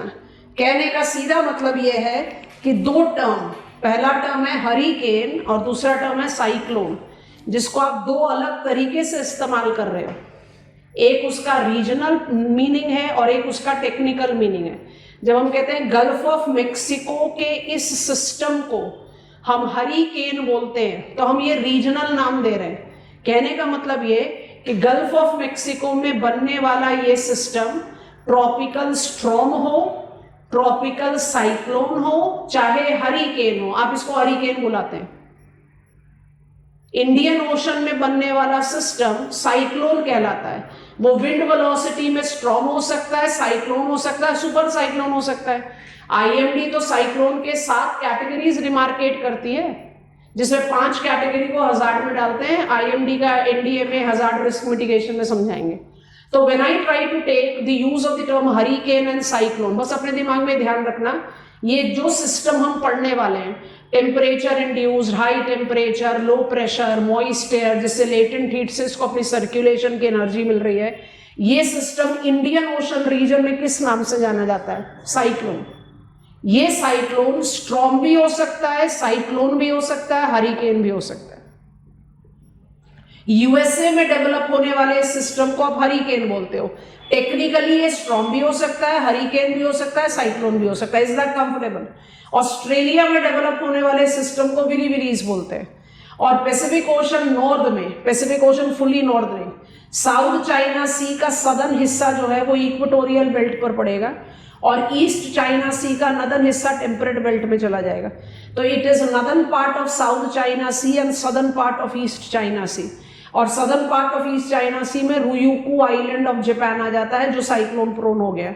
सो when I take reference of typhoon, China seas में जो टर्म अप्लाई कर रहे हो टाइफून, ये किसके लिए है? स्ट्रॉम भी हो सकता है, साइक्लोन भी हो सकता है, हरिकेन भी हो सकता है। आई think this is comfortable. So storm, cyclone और हरिकेन हुआ इंटेंसिटी, और ये रीजनल नाम है। और ये कौन कौन से वाटर बॉडीज हैं? आपने इसको maritime, tropical, summer effective air masses में ऑलरेडी पढ़ चुके हो।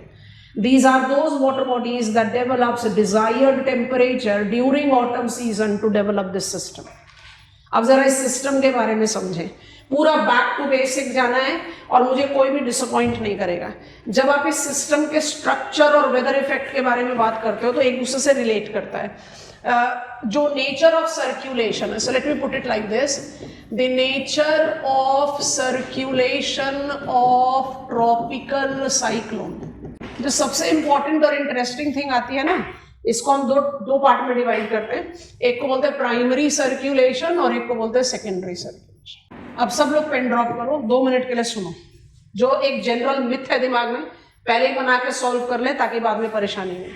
ये मेरा low pressure, tropical cyclone storm से हरिकेन क्यों बनेगा? विंड वेलोसिटी से। विंड वेलोसिटी को कौन डिटरमाइन करेगा? Pressure gradient force. आपका लो प्रेशर सेल 927 मिलीबार तक डिप कर सकता है। What was air pressure at mean sea level? 1013.25 millibar. आपने 927 मिलीबार्स पर एयर प्रेशर को डिप कर दिया, इसका मतलब आपने low pressure, immense low pressure बनाया। हम वैल्यू पर ना जाकर अगर सिर्फ लो प्रेशर यहां लिखें और मान लीजिए कि हम नदर्न हेमिस्फीयर में हैं, ठीक है, 4 एरोज बनाएंगे, विजुअलाइज करिए। आई हैव क्रिएटेड, अब जानबूझ के पूरा सेंटर की तरफ नहीं ले जा रहे ताकि हमारा जो समझाने का लॉजिक है वो क्लैरिटी के साथ आ जाए। ये जो हमने एरोज बनाए हैं, कौन सा फोर्स डिपिक्ट कर रहा है? pressure gradient force. Every low pressure will be convergence. आप नदर हेमिस्फेयर में कभी भी विंड ऐसे जाएगी नहीं, कोरियोलिस इफेक्ट आएगा. डालो Coriolis effect. I'll get deflected to my right, है ना? तो हम डिफ्लेक्शन डालते हैं. नदर हेमिस्फेयर में जब आप कोरियोलिस इफेक्ट डालोगे तो आपका जो एयर है वो सीधा ना जाकर अपने राइट में डिफ्लेक्ट होगा. यही होना चाहिए. अपने राइट में डिफ्लेक्ट होगा, अपने राइट में डिफ्लेक्ट होगा, अपने राइट में डिफ्लेक्ट होगा.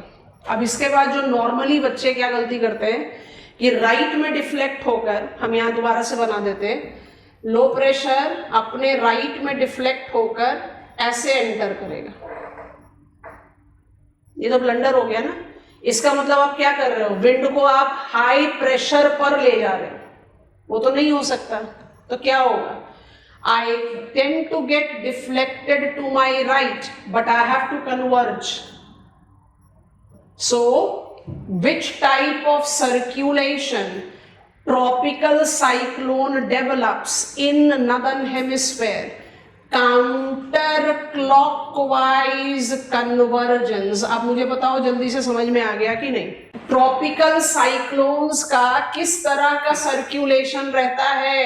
लो प्रेशर है तो कन्वर्जेंस ही होगा, और नदर्न हेमिस्फेयर में low pressure with Coriolis force. So कौन सा कन्वर्जेंस होगा?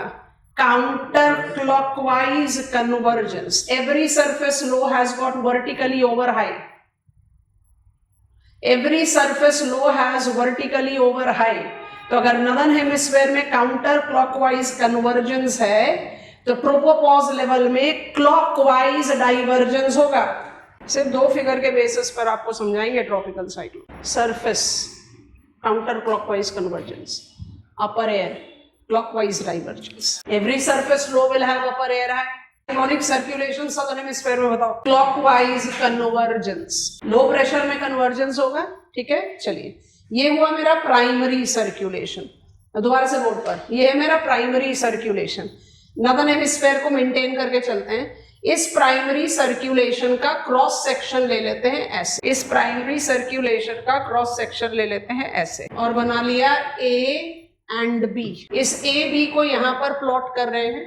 सेंटर में लो प्रेशर सेल भी ड्रॉ कर देते हैं और बी यहां ड्रॉ कर देते हैं. This is A and this is B.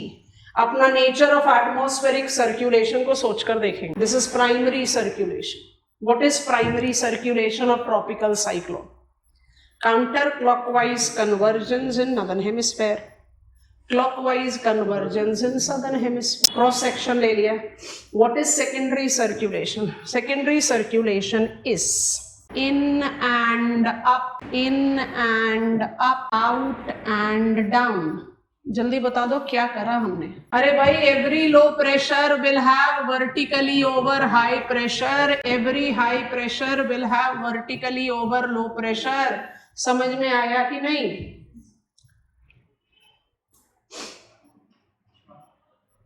और जैसे ही आपने ये सेकेंडरी सर्कुलेशन का स्ट्रक्चर पिकअप कर लिया, आपने ट्रॉपिकल साइक्लोन का स्ट्रक्चर बना लिया जो ये है. स्ट्रक्चर के साथ वेदर इफेक्टिविटी अपने आप आ जाती है. In and up, out and down. जो ये इन हो रहा है वो किसकी वजह से हो रहा है? स्लो प्रेशर की वजह से.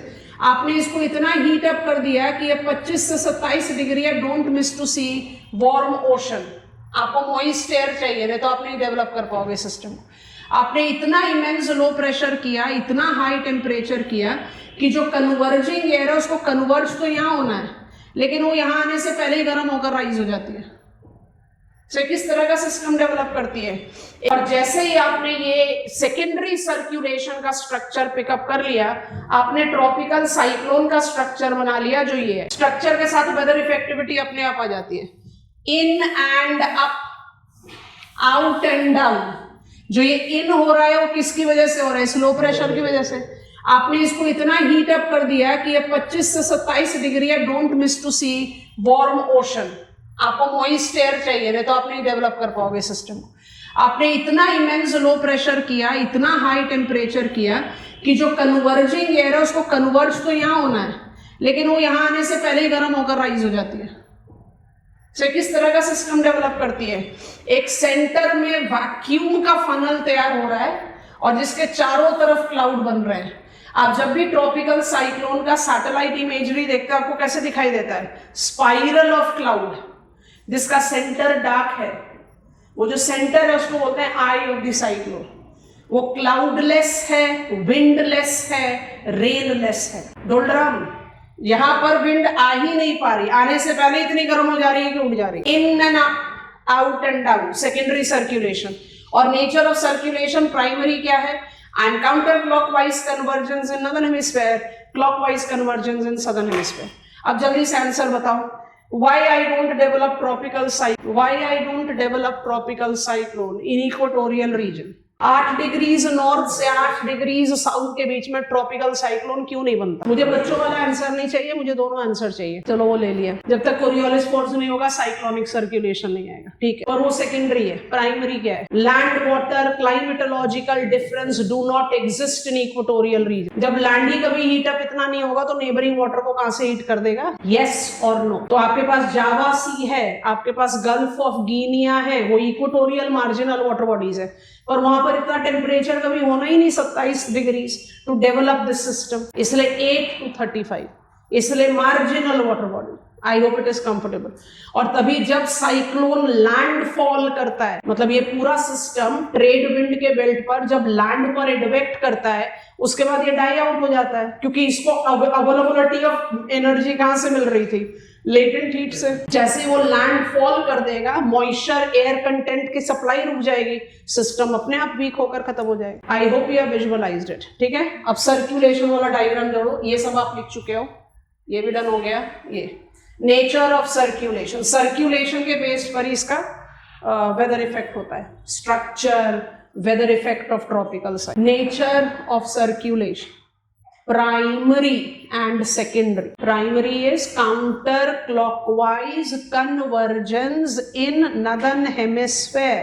You have to first tell me confidently, यहाँ तक सब समझ में आ गया। अब इसी सर्कुलेशन के बेसिस पर आप ट्रॉपिकल साइक्लोन का स्ट्रक्चर और उसका वेदर इफेक्टिविटी जस्टिफाई करते हो। पहला डायग्राम तो जरूर ओपन कर देंगे, पर पहले हम आपको समझाएंगे। Can I proceed?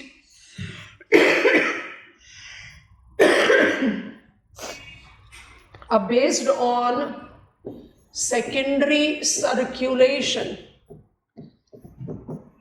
structure and weather effect of tropical cyclone is deciphered. तो हम ना डायग्राम को थोड़ा सा क्लियरली डिफाइंड बना रहे हैं।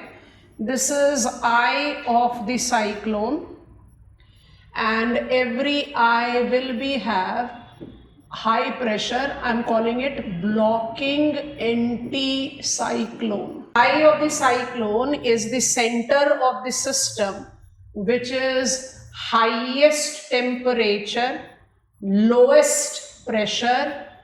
It is the system center. जितना intense eye बनेगा, eye क्या है? Center of the system.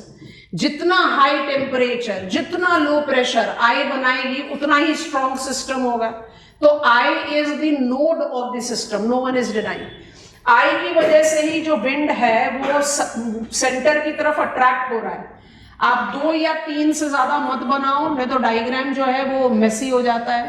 आप ध्यान से नोटिस करेंगे कि हम जो हैं wind, our purpose was to come and fill up this low, लेकिन हमारा वो पर्पस सॉल्व नहीं हो रहा, क्योंकि by the time I reach up towards the centre I become sufficiently warmed up.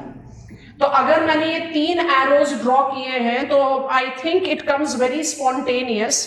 I use a very different colour, कि जितना आप आई के पास आओगे उतना आप स्ट्रॉन्ग वर्टिकल राइज जनरेट करोगे, जितना आप आई से दूर जाओगे आप ज्यादातर क्यूमुलस क्लाउड डेवलप करोगे। So you will generate more turbulent rise near eye and will be comparatively weaker away from it. ये जो हमने जोन डेवलप किया है आई के 2 तरफ, एक्चुअली ये चारों तरफ है, इसको आप बोलते हैं रेन जोन। और रेन जोन किस चीज से कैरेक्टराइज्ड है? ध्यान से देखना। Rain zone is characterised with rain bands. जहां intensity of precipitation will go on decreasing with increasing distance from eye, उल्टा intensity of precipitation will go on increasing towards the I.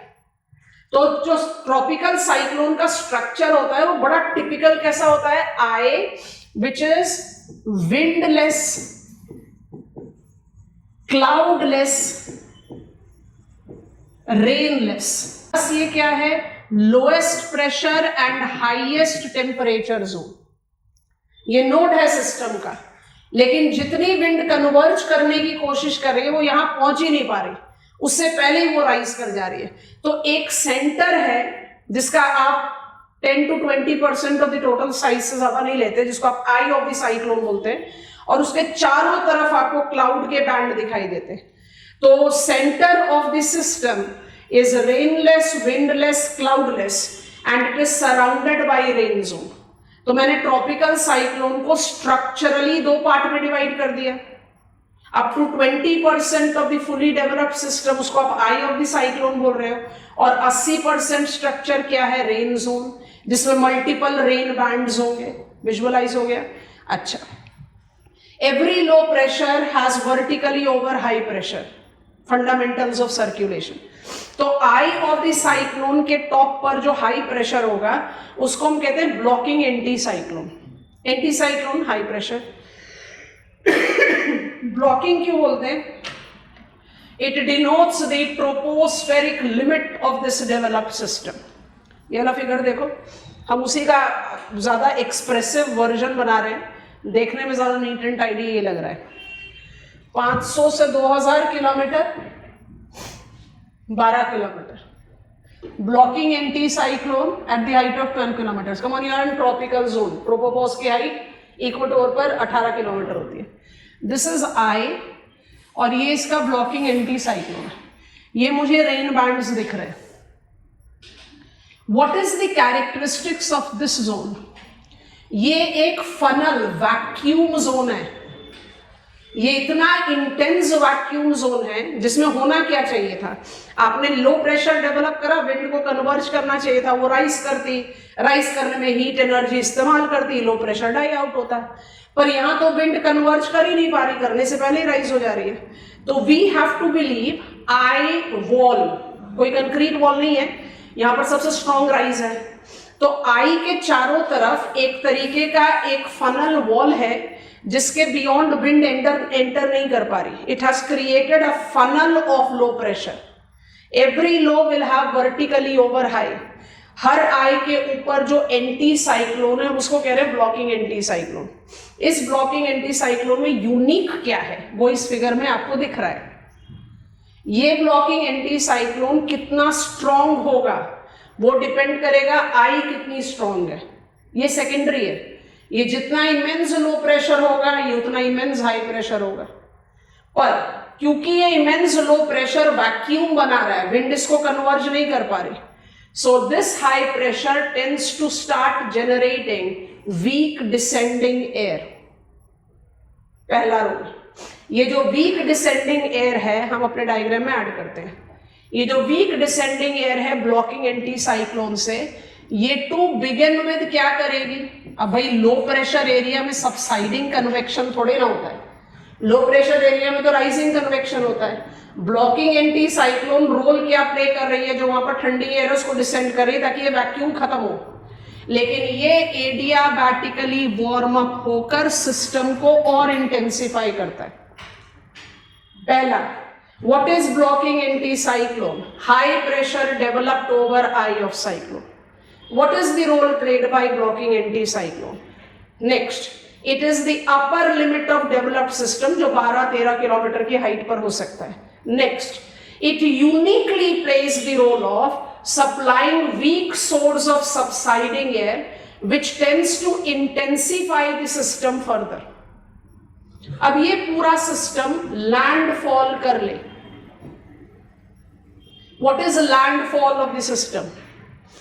When in the effect of trade wind, ये पूरा system shore line पर पहुंच गया, coastal area में जमाकर बारिश हुई, सी सर्जेस हुआ, सब कुछ हुआ। लैंडफॉल होने के बाद क्या होगा? पहला, मॉइस्चर सप्लाई डिक्रीज होगा। दूसरा, फ्रिक्शनल ड्रैग इंक्रीज होगा, यस और नो? इन दोनों के कॉम्बिनेशन से जब सिस्टम ऑलरेडी वीक हो चुका, मतलब I was on my death bed, आपने मुझे अल्टीमेट डेथ ब्लो दे दिया, आपकी वजह से हमारी डेथ नहीं हुई है। हमारी डेथ किसकी वजह से हो रही है? लैंडफॉल ने मॉइस्चर सप्लाई खत्म कर दिया, फ्रिक्शनल ड्रैग ने मेरी वेलोसिटी को रिड्यूस कर दिया, I am already on death bed. फिर आप अल्टीमेट रोल प्ले करोगे। आप कौन है? Blocking anti cyclone. Then blocking anti cyclone will do what? Blocking anti cyclone will fill up the low.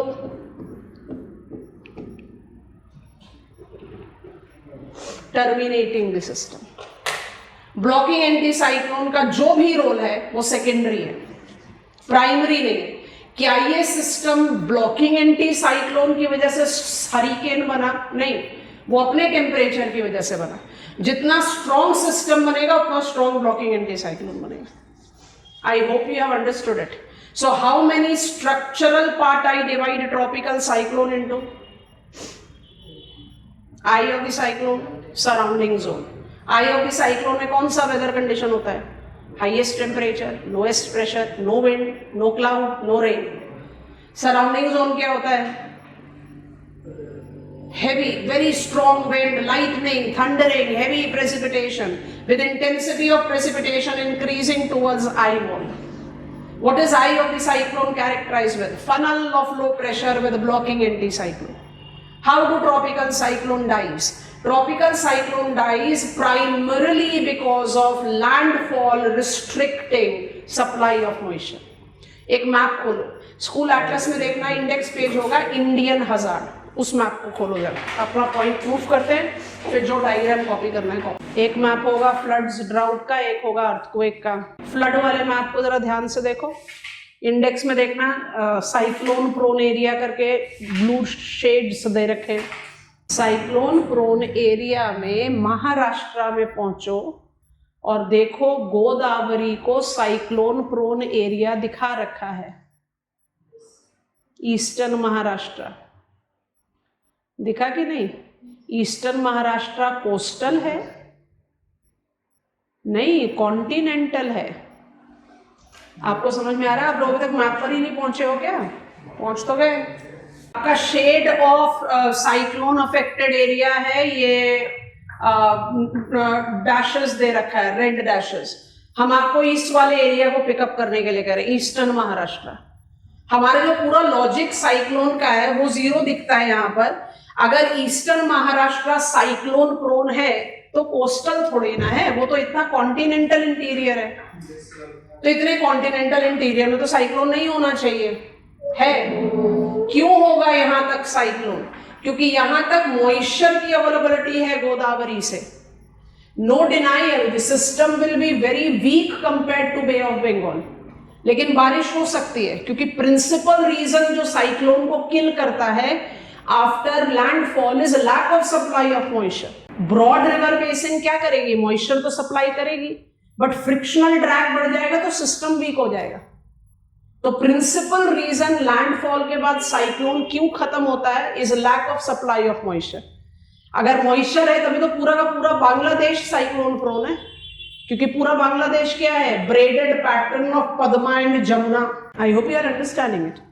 तो principal reason is lack of supply of moisture, second is frictional drag, final is blocking anti cyclone. Diagram copy कीजिए। Structure और weather effectivity दोनों develop हो गया। Structurally tropical cyclone को कितने part में बांटते हैं? दो, eye of the cyclone and surrounding zone. Surrounding zone का क्या कैरेक्टरिस्टिक्स है? Strong wind, lightning, thundering, heavy precipitation. Eye का क्या कैरेक्टरिस्टिक्स है? Windless, rainless, cloudless with blocking anti cyclone. Cyclone westerlies belt पर है, ट्रॉपिकल साइक्लोन ट्रेड विंड्स पर है। टेम्परेट साइक्लोन सारे साल भर बनता है, विंटर्स में ज़्यादा स्ट्रॉन्ग होगा क्योंकि एयर मासेस ज़्यादा स्ट्रॉन्ग बैरोट्रोपिक होंगी। ट्रॉपिकल साइक्लोन ऑटम में ज़्यादा टिपिकल बनता है, समर्स में रूल आउट नहीं किया जाता।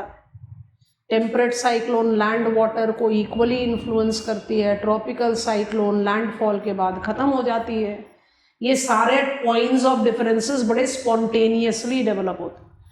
टेम्परेट साइक्लोन में प्रेसिपिटेशन काफ़ी यूनिफॉर्मली डिस्ट्रीब्यूटेड होता है, ट्रॉपिकल साइक्लोन में there is a rainless eye of the system.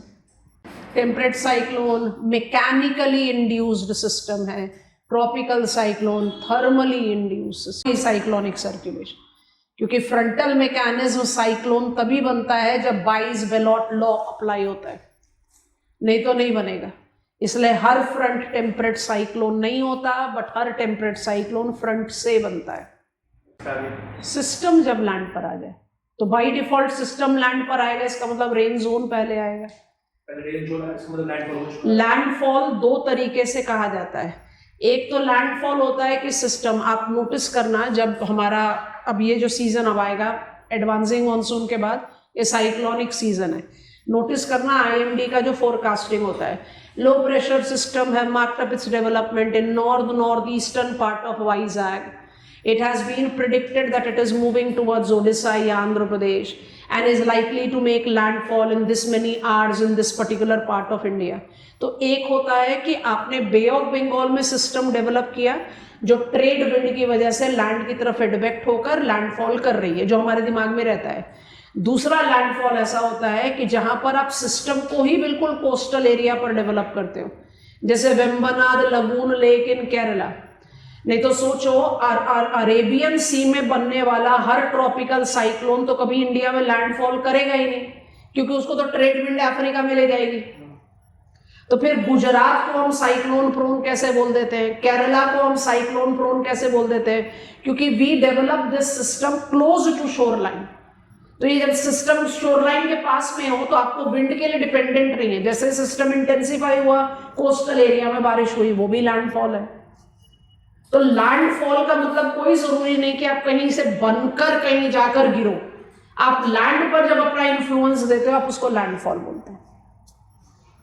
पर by default of course change of sea surface temperature सब कुछ ही गड़बड़ है, लेकिन बे ऑफ बंगाल और अरेबियन सी को अगर कंपेयर करें, वोर्टेक्सेस को रिकॉल करो, bay of Bengal is more prone to frequent and intense cyclone, क्योंकि ज्यादा इनक्लोज्ड वाटर बॉडी है, ज्यादा इंटेंस लो प्रेशर करेगा और trade wind for sure landfall कराएगी। अरेबियन सी ज्यादा ओपन वाटर बॉडी और ट्रेड विंड सिस्टम को ले जाएगी इंडिया से दूर, तो तभी सिस्टम बारिश कर पाएगा कोस्टल एरिया में जब आपने सिस्टम को लैंड के पास जनरेट किया। अच्छा चलो एक क्वेश्चन का आंसर दे दो। बहुत सारे मार्जिनल वाटर बॉडीज लिखे हैं, मैप ऑफ एशिया खोलो, अरेबियन सी भी लिखा, बे ऑफ बंगाल भी लिखा, बट बेचारे अरेबियन पेनिनसुला के साथ में जो दो वाटर बॉडीज हैं, एक का नाम है रेड सी, एक का नाम है पर्शियन गल्फ या द गल्फ। देखा, मेरा आप लोगों से सवाल, हमने ये वाटर बॉडीज नहीं लिखे लिस्ट में, आपका क्या टेक है? यहाँ पर ट्रॉपिकल साइक्लोन नहीं बनते हैं इसलिए नहीं लिखे, या हम सारे वाटर बॉडी थोड़े ना लिखते हैं, हम तो सैंपलिंग करते हैं इसलिए नहीं लिखे? जल्दी जल्दी से बता दो, देखो खबरदार तो डिसअपॉइंट करा है, जल्दी जल्दी से बताओ। हमारा क्वेश्चन है, हमने पर्शियन गल्फ और रेड सी को क्यों नहीं डाला अपने लिस्ट में, जब हम बता रहे थे which are the marginal water bodies that tends to develop tropical cyclone? इसलिए कि भाई हम सैंपलिंग करते हैं, हम सारे वाटर बॉडी थोड़े ना लिखते हैं। या यहां पर ट्रॉपिकल साइक्लोन बनता ही नहीं बनता, क्योंकि पेनिनसुला क्या है? डेजर्ट। डेजर्ट जब खुद अपना टेम्परेचर मेंटेन नहीं करेगा तो बगल के पानी को कहां से गर्म कर देगा? Come on, Arabian peninsula is Arabian desert, Somali jet, भूलना नहीं है।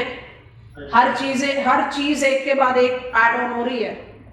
I as a desert do not maintain my temperature, so how will I heat up the land in association with? सारे वेदर मैकेनिज्म का study यहाँ पर खत्म हो जाता है और हमें उसका रिमाइंडर वर्क पर जाना पड़ेगा।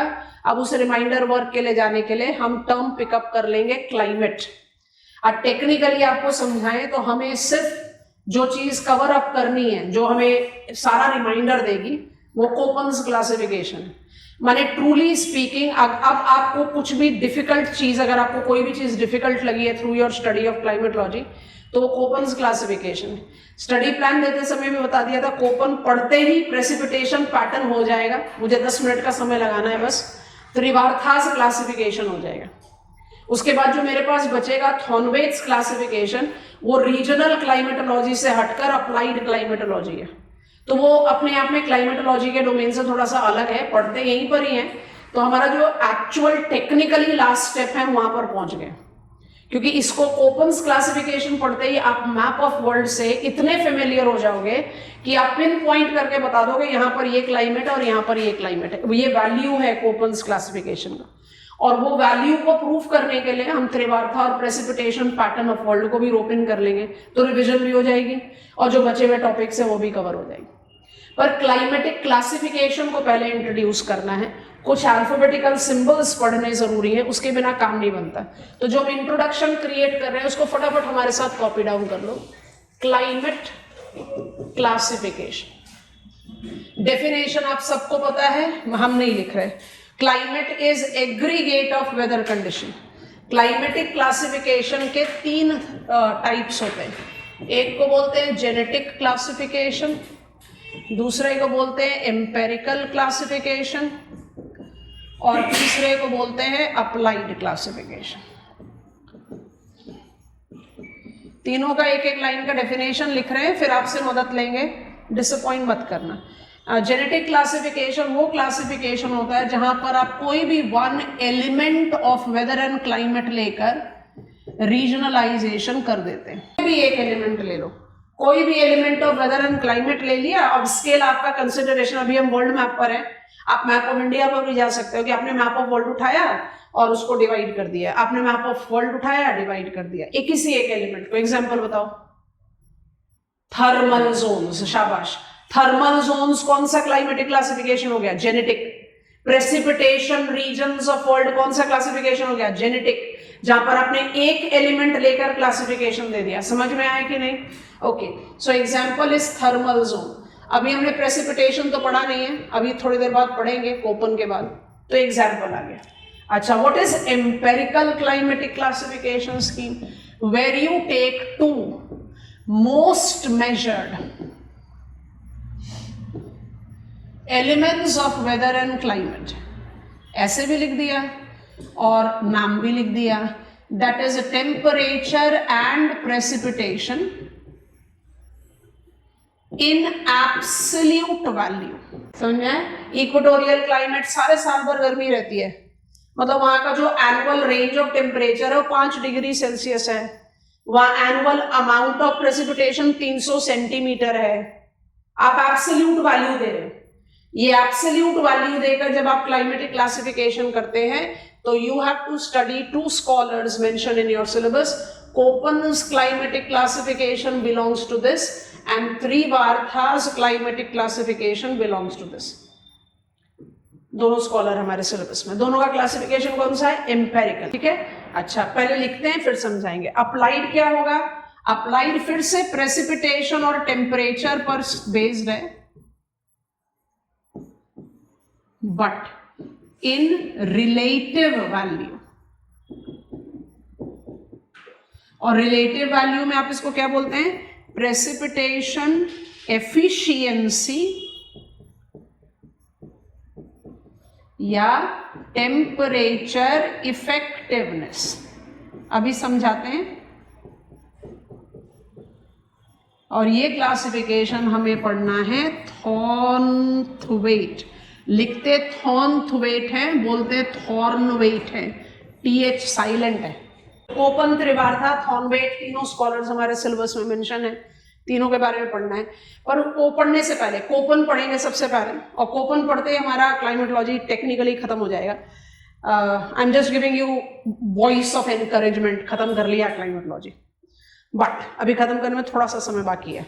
अब जरा सोच कर देखो, डेजर्ट्स में, ट्रॉपिकल डेजर्ट्स में अमाउंट ऑफ प्रेसिपिटेशन 25 से 50 सेंटीमीटर हो सकता है, तो हम उसको राउंड ऑफ करके 30 सेंटीमीटर पर पकड़ते हैं।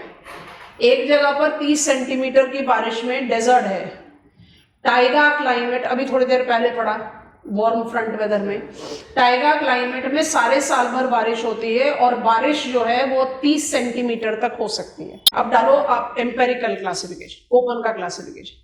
कोपन के हिसाब से 30 सेंटीमीटर में सहारा डेजर्ट है, 30 सेंटीमीटर में टाइगा फॉरेस्ट है। आंसर तो मिल ही नहीं पा रहा।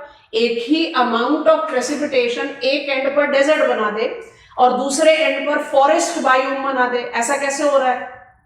तो जो एम्पेरिकल स्कीम है उसकी लिमिटेशन सामने आ गई, अप्लाइड की वैल्यू सामने आ गई, क्योंकि सहारा डेजर्ट में 30 सेंटीमीटर का जो रेन है वो लेस एफिशिएंट है, क्योंकि वहां पर प्रिवेलिंग टेम्परेचर बहुत हाई है।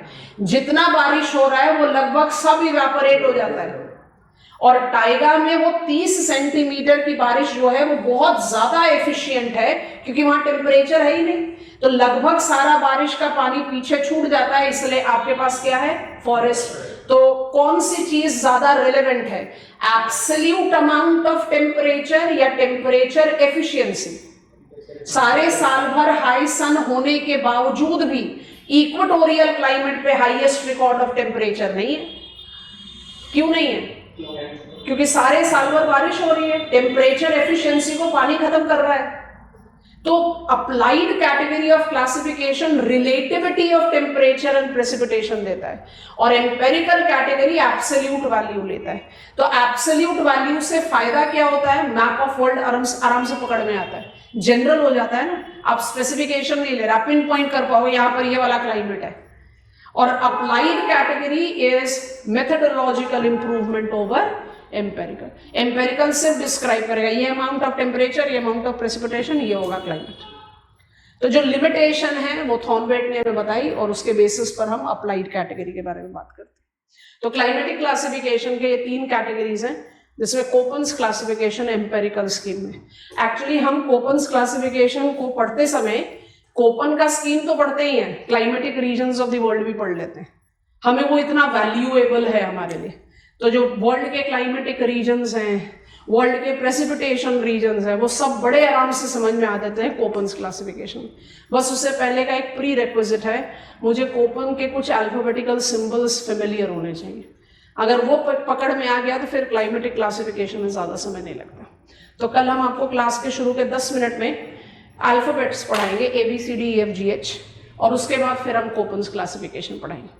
आप सबसे रिक्वेस्ट है, जितने प्रेसिपिटेशन मैकेनिज्म हमने खत्म कर लिए, अब हमें air masses, arctic front, temperate cyclone के 4 front with squall line, tropical cyclone और उसका लैंडफॉल का इफेक्टिविटी, मॉनसूनल मैकेनिज्म हमने पहले ही पढ़ लिया था। You are aware of all the major weather mechanism of the world, उसको एक बार फटाफट से स्विफ्टली रिवाइज करके आना। Climatic regions of the world आपको बहुत इंटरेस्टिंग लगेगा और सारा क्लाइमेटोलॉजी का रिविजन बाई डिफॉल्ट आएगा। After of course creating the base कि कोपन का अल्फाबेटिकल सिंबल्स क्या है। I am done for today. How was the class?